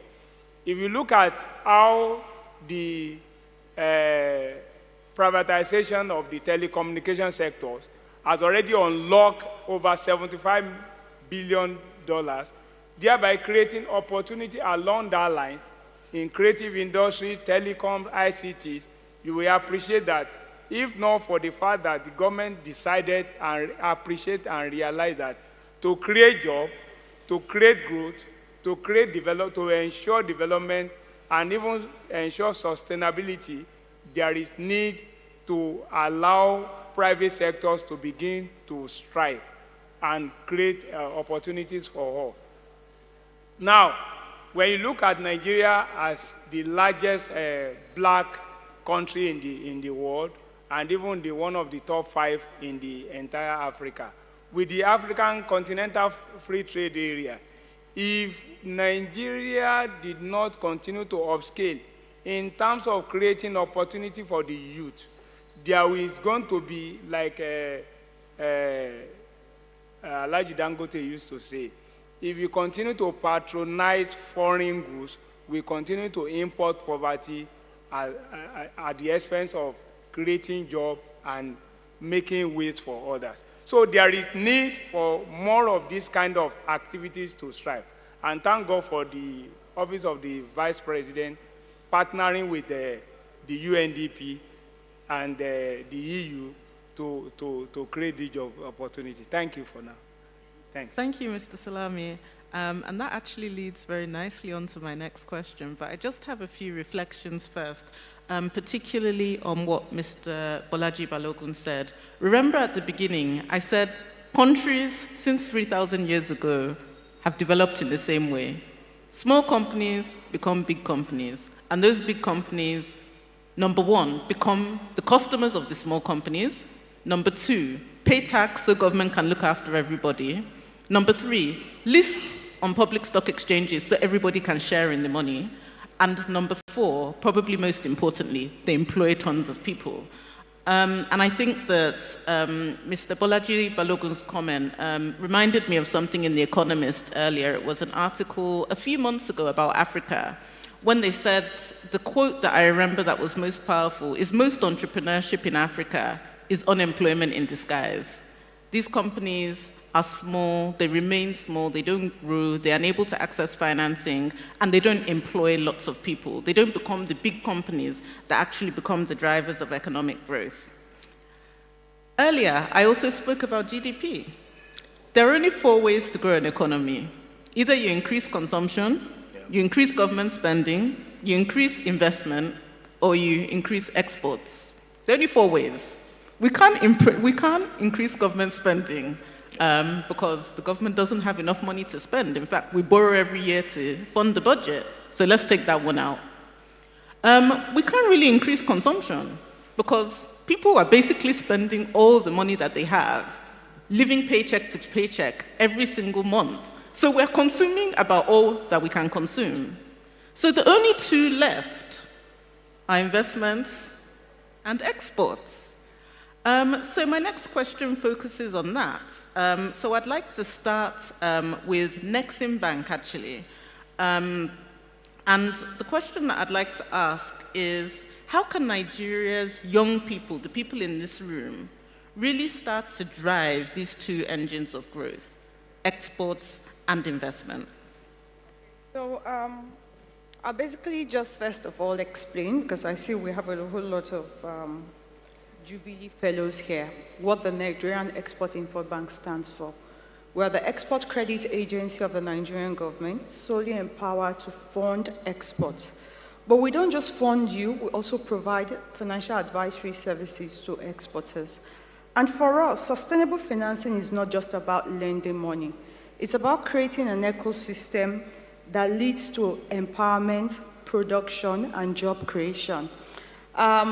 Like the BOI earlier mentioned, we are not a profit-making agency. Though we declare profit, we just declared 35 billion for 2024. Congratulations. But our major roles is more of a social role, whereby job creation, poverty reduction tops our agenda. And we've been able to do this across 4 critical sectors: manufacturing, agriculture, solid minerals, and services. When you look at the bulk of SMEs we have in this country, they all fall within these 4 categories that I have earlier mentioned. And so what we've been doing is that we've been providing concessionary financing to all of these players at a single-digit rate, as well as ensuring that we handhold them and develop products and services that would help create the ecosystem that we expect in line with our mandate. I'm saying this because it's very important to state here that Nigeria is not exporting enough. And so we need everybody to be on board. If we can increase our export as a nation, I can tell you that what you said earlier in terms of growing our GDP will be something that we can do within the next 48 or maximum 72 months. And that would actually take us, over 10 years ahead of our fellow contemporaries.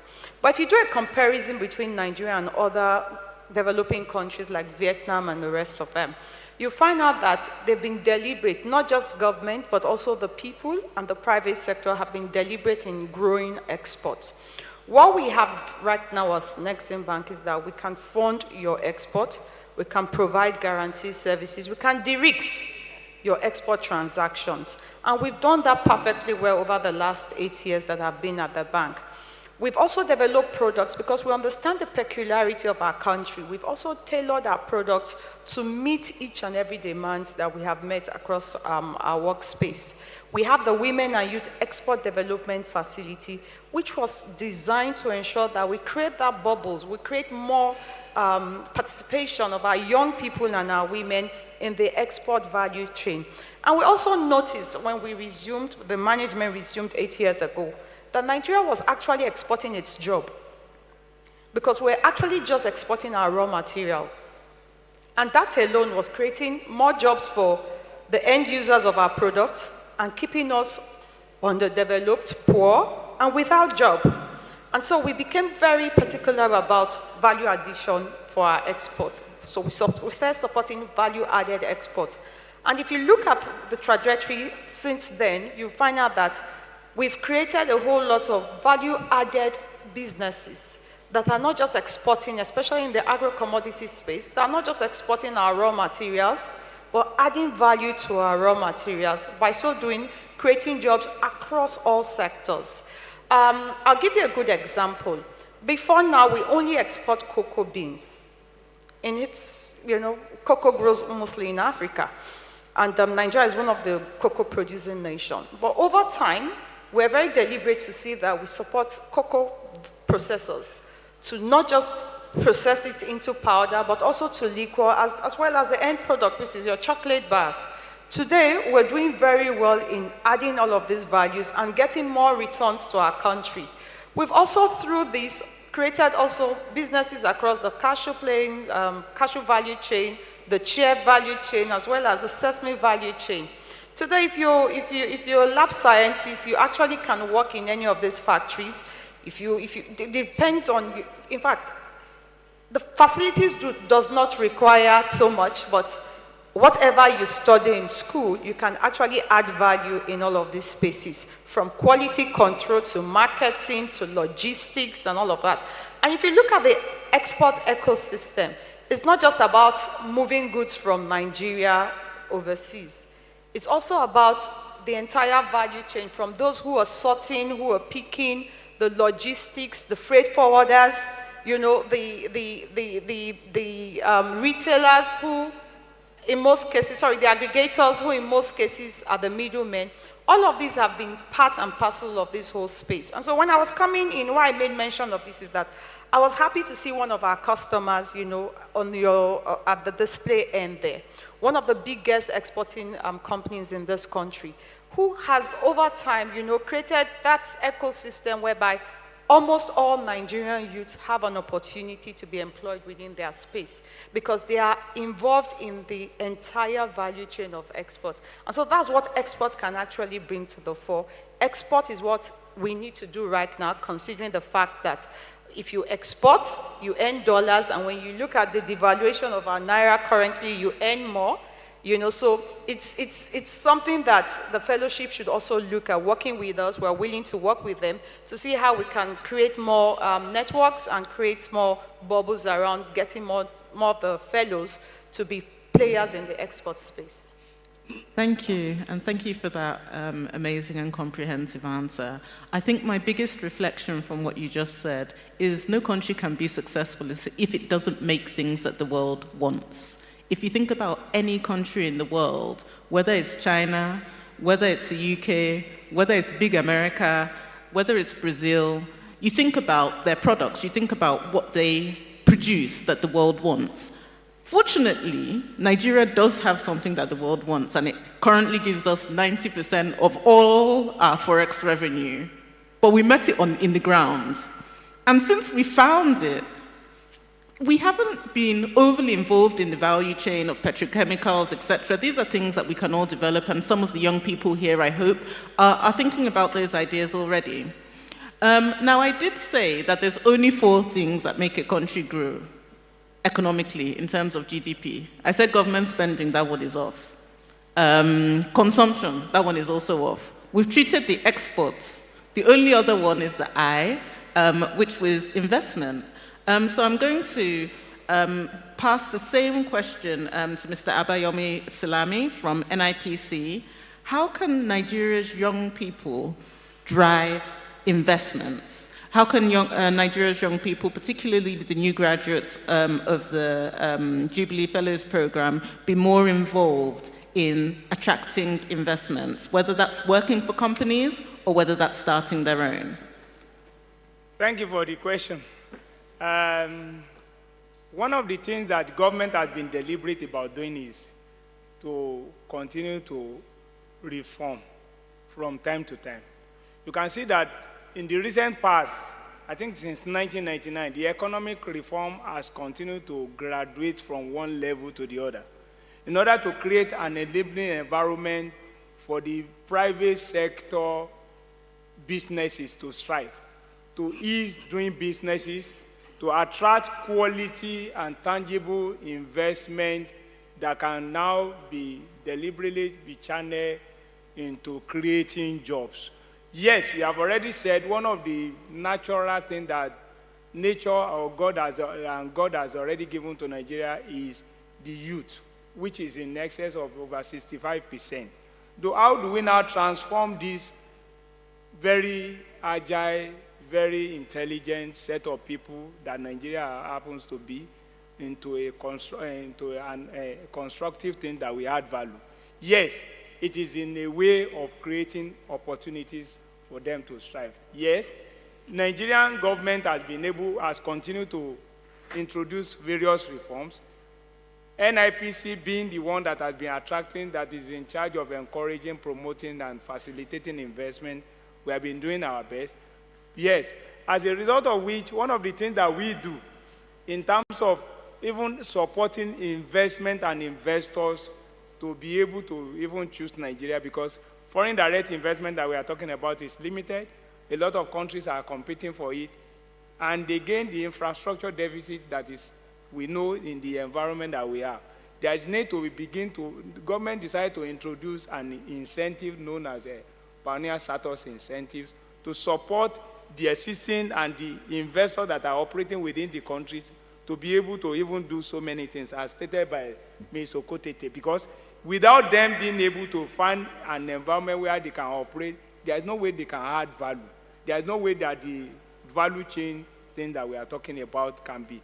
So what I am saying now, in essence, is that by creating opportunities for private sectors to strive, and the kind of jubilee that the Office of the Vice President and Union NDP is mentoring, it is one of the ways how government can be deliberate, and the environment can be deliberate in making sure that we maximize the opportunities that we have, that the nature has bestowed upon Nigeria in terms of the youth, and channeling them into constructive activities to add value.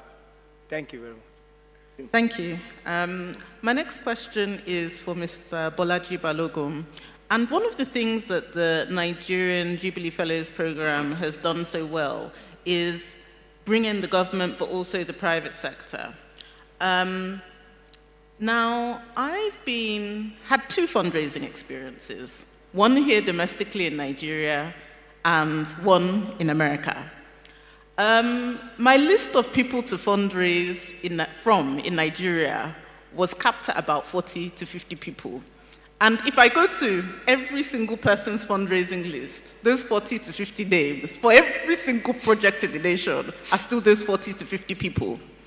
And these are popular people, they're the names that are coming to your heads right now as we're speaking. So when we say private sector resource mobilization, we really mean that same set of 40 to 50 people.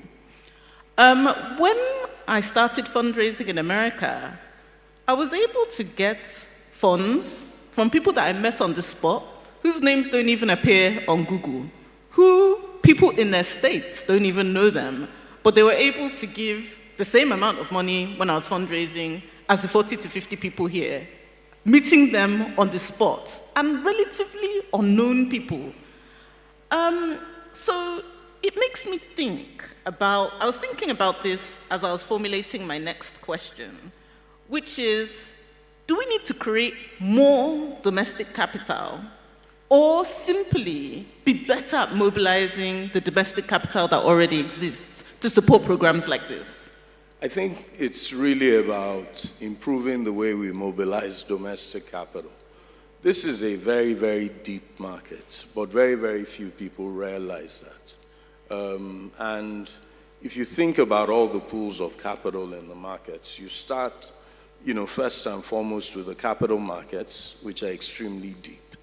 But for you to qualify to, get to the capital markets, you need to build a business that's scaled, you need to have some governance around you, and you need to have some degree of performance around you. But we also have an incredible pensions industry, which is one of the best pieces of regulation that this country has created over the last 25 years, where from a standing start 20 years ago, you now have somewhere around $25 billion of capital, and that capital cannot travel. That capital can't go and invest in South Africa. It can't invest in Botswana. It needs to invest in Nigeria.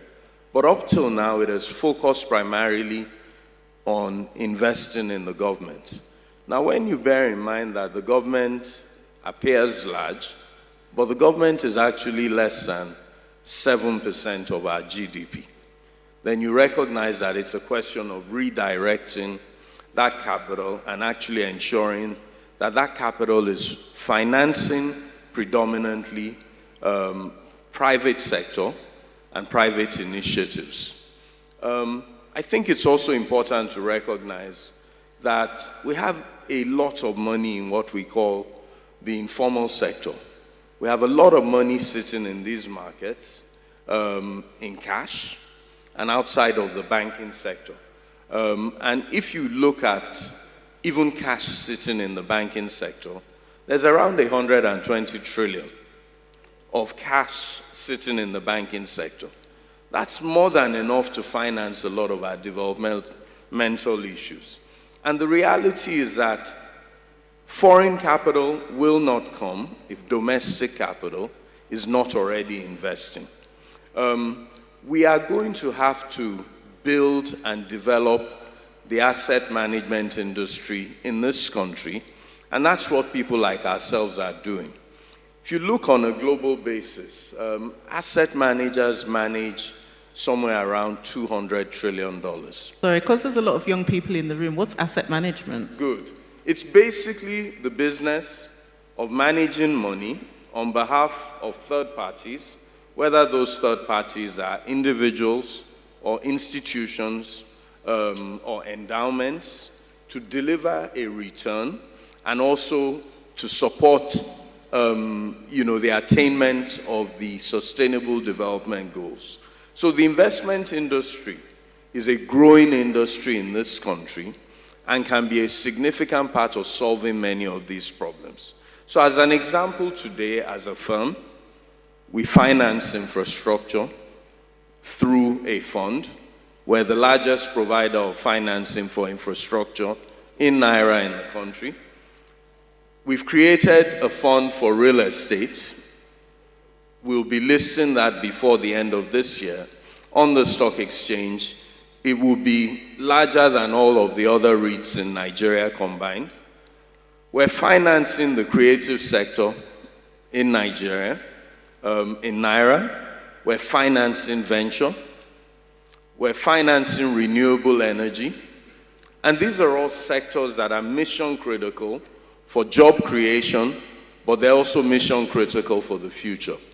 So ultimately, it's about recognizing that since the end of the banking crisis, the global banking crisis, the rules that came in around Basel III make it very, very difficult for banks to be the major transmission mechanism for financing development. Banks can only finance short-term. Asset managers can finance, because of those structures, longer term. So I used to say to a late great friend of mine in the banking industry that if he wanted to follow me to finance an infrastructure project out to 20 years, he would have a nosebleed. Not because he wasn't running a big financing institution, but the banking rules make it difficult for banks to finance development. The second thing that's also important is when you look at our banks, they are doing very, very little to finance SMEs and MSMEs. And the reason often is two things. And even the BOI, with all the wonderful work that BOI does, BOI's rules require that BOI must take collateral. Invariably, young people don't have collateral. The second thing that providers of credit will also ask you is about experience. And every time you ask about experience, ultimately, you are discriminating without realizing it. Against young people, you are discriminating sometimes against women. So we're going to have to create these innovative blended finance structures that begin to ensure that you can provide capital and bring access to capital, which along with infrastructure are the two things that really prevent our businesses from scaling. Thank you, Mr. Bolaji. My next question is to Vanessa. Nigeria is in a period of, shall I say, fiscal constraints, yet youth unemployment and the need for financing programs that provide skills for the youth has never been greater. What do you think are the roles of PPPs, blended finance, these kind of impact funds, these kind of instruments, and how can we ensure the sustainability? Because if you think back over the past 10, 15 years, there's been a lot of programs, but they have not been financially sustainable. And one quote that I really like that I saw when I was sort of preparing for this panel is every job created is a dividend of good financing. So we need to make sure that we're financing these projects sustainably. What is your opinion on the projects and how to achieve sustainability? Thank you so much for that great question. I think the first thing when you look at job creation, you also look at the role of skills development, because you cannot sustain any job without the right skills. And there are various ways of making sure that we are supporting the component of skills development. First of all is to align our skills development with the needs of the labor market. So we need to make sure that the students that are coming out of our institutions of higher learning, they possess the skills and competencies that are required by this dynamic, evolving labor market. Oftentimes, we have institutions that are still built on curricula that is outdated, curricula that does not address what is needed on the ground.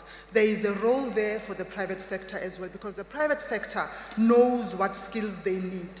And how do we then involve the private sector in the articulation of the curriculum so that when we bring out students out of universities and colleges, we actually have students that can do the needful. The concern that we've heard, especially from employers, large employers, is that once investment has been done on a particular students, taking them through university, the moment they start work, the employer needs to commission more resources and funds to reskill, build this competency, build that capacity, and all of that takes additional funding and additional resources. So the alignment of skills development with the needs of the labor market is very, very important. That way we make sure that we continue producing future leaders that are competent to address the issues on ground and competent enough to navigate us through very difficult contexts and difficult situations. The other component is the investment in our TVET institution, Technical Vocational Education Training institutions. And there also the private sector has a very big role to play. And I've seen some countries that have dedicated sector skills bodies, for an example, either in pharmaceutical, manufacturing, energy, renewable energy, you know, different kind of sectors that are actually on a regular basis engaging through those councils to say, are we still producing what is required? Are we still involving ourselves in articulating what the labor market requires? So for me, it's very important. So we need to really make sure that we contribute to the local value chains that are very important in sustaining growth in employment, especially youth employment. And the most important thing is to make sure that the jobs that we create at the end of the day are actually the jobs that remain in Nigeria. And the resources that we put in order to develop our persons, those persons have opportunities to now come and engage and give back in terms of their skills and competencies, and collectively we grow and build Nigeria. Thank you. Thank you so much. So I'm going to close with a story of 2 tweets that I've read this week. One said that 9 to 5 will really mess with your love life. And somebody said, try unemployment. And the second one is a bit more serious. I tweeted about the takeover of a Chinese firm in Europe by a European country. And I said, you know, that everybody says that government takeover is an Africa risk, but it's actually a global risk. And somebody under the tweet, a young person said, but it's 50 times more likely to happen in Nigeria. So I asked him, give me an example. In the last decade, despite the fact that Nigeria has had foreign operators competing in sensitive industries like petrochemicals, communication, agriculture, actually, I can't think of a single instance where the Nigerian government has taken over any foreign company. So the difference isn't really institutional. The reason why Nigeria has Nigerian businesses and Nigerian institutions have to pay a risk premium to access finance to do all of this work is actually perception. It's branding. We have a foreign company that is the biggest communications company in this country. Government has not moved to take over that company. So we've allowed pessimism. It's 50 times more likely to happen in Nigeria to define our story. And that perception becomes policy, it becomes pricing, it becomes portfolio decisions, and it affects how investors allocate capital to us. And that's why programs like the Jubilee Fellows matter. Because when we invest in skills, when we invest in opportunity, when we invest in capacity, we don't just change individual lives, we reshape how the world sees our country. We're able to convert perception into confidence, and confidence into capital. And that ultimately is the heart of sustainable finance, because hope, when it's well-financed and well-governed, is the most powerful form of capital that there is. Thank you so much to my amazing panel for your comments, and thank you all to the audience. Thank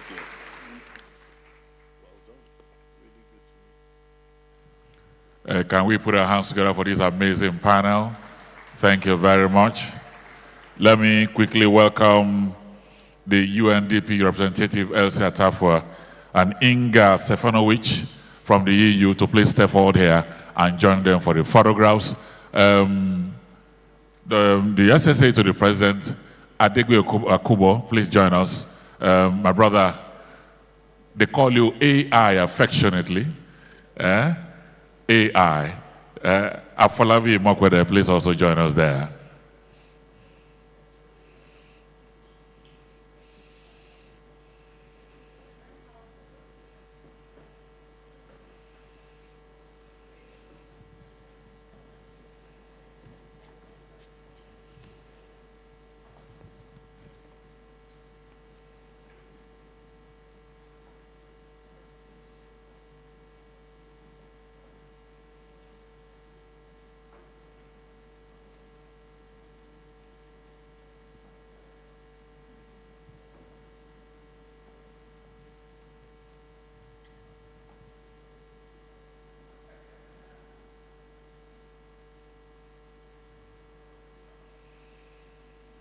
Cameramen, are you happy? Thank you. As they step down now, please let's appreciate them with a round of applause, please. Thank you. Thank you very much. Thank you. If you look at the program, you have things like commitment signing and outcome documents. Claire Henshaw, UNDP's head of inclusive growth and project lead, Njfp, will give a few words on that. Claire. Thank you, sir. Thank you very much to our excellent panelists. We deeply appreciate your presence. We don't take it for granted. To every one of you that has stayed all through this session, we want to really appreciate you. Thank you very much. We have some of our fellows in-house. We want them to quietly also step out quietly. That's the alumni, those that are supposed to be engaging with our employers. Please step out quickly, gently, quietly, to start engaging. Once again, let me appreciate all of our special guests and panelists for flying all the way from different parts of the country to be here. I want to quickly share, particularly for our employers here and partners here and potential partners, we have a document called the Partnership Commitment Form.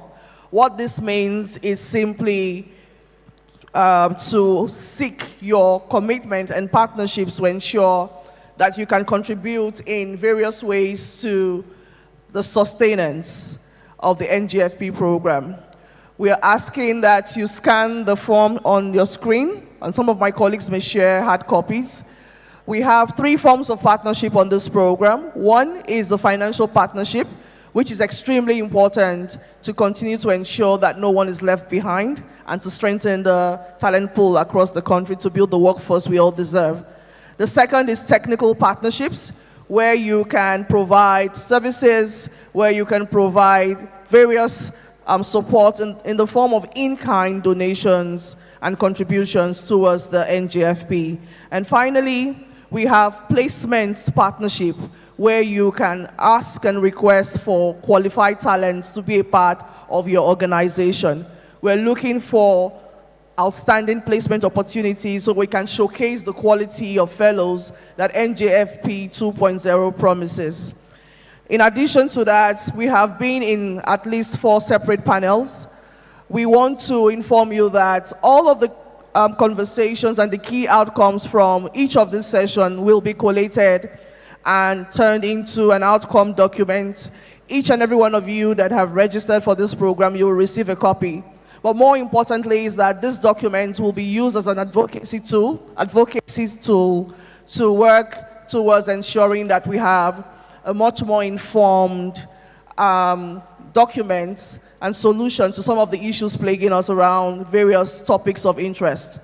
And more importantly, at the steering committee level of the NGFP, that is chaired by the Vice President and co-chaired by UNDP and some of our MDAs, we expect that this document will not just serve as one of those documents that you keep somewhere. It will be used to continue to drive strong engagements across the country, bringing in partners and helping to form and shape policy as we go.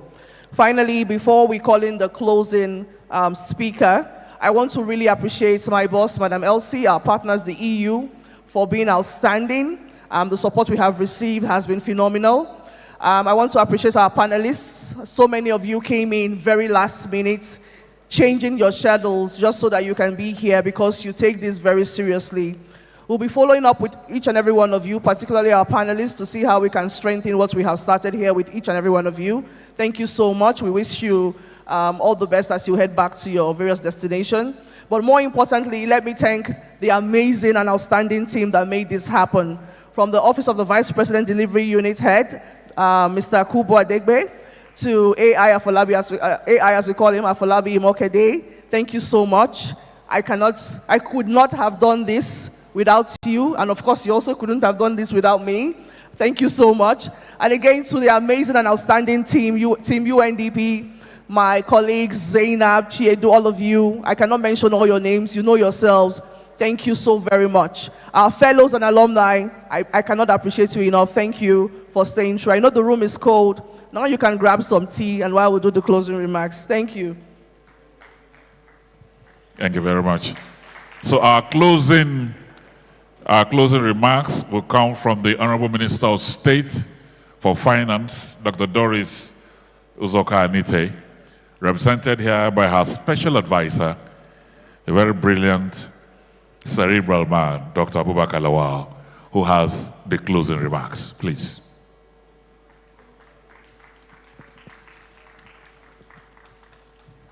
You can make a choice, this or this.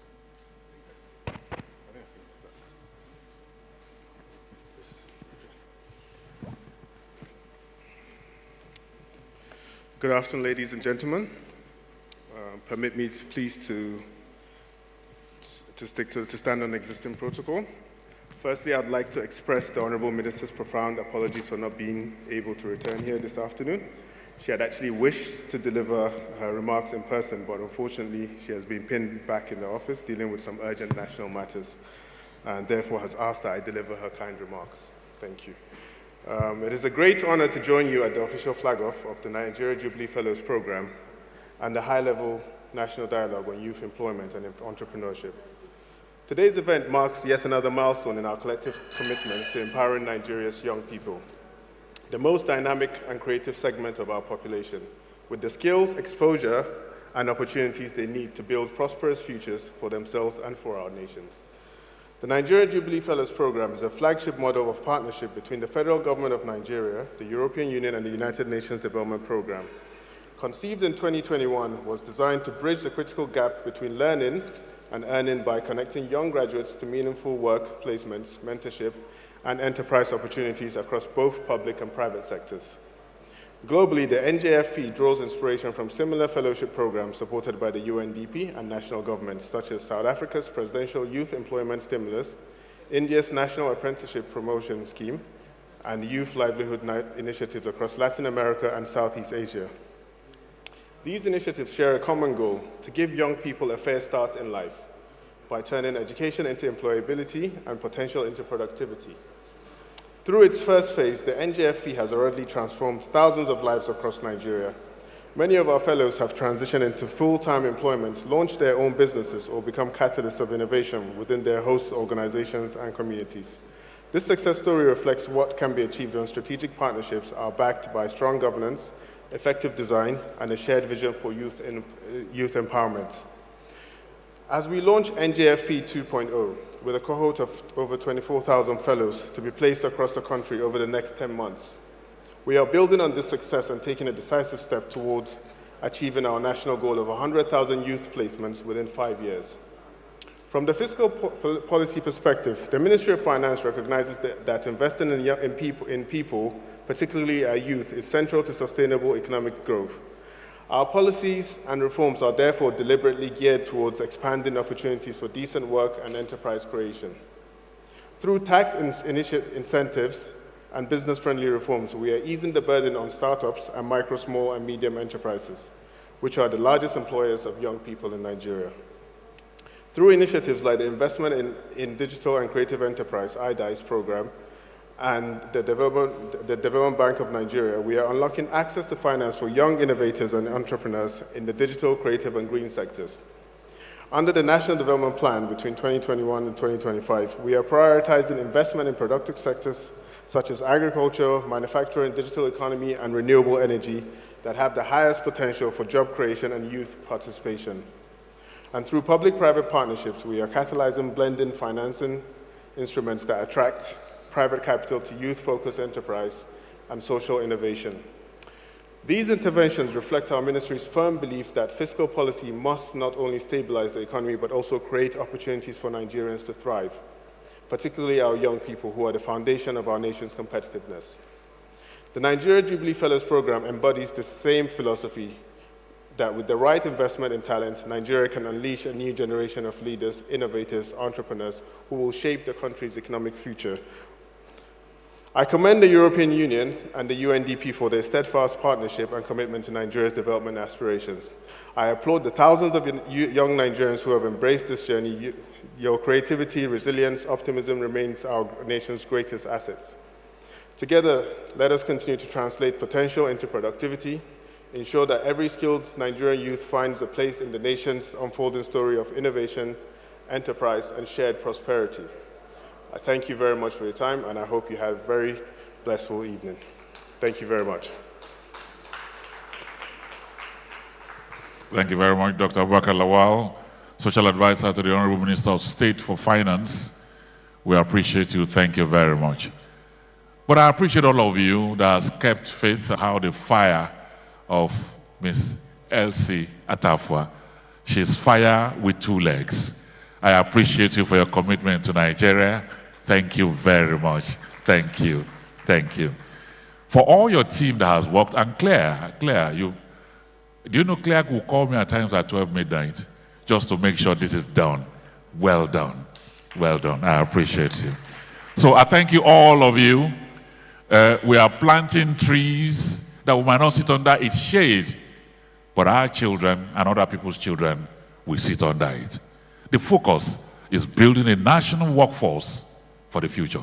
God bless all of you. Have a wonderful evening. Good night. As we are going, take your takeaway pack. Take your takeaway pack. Thank you.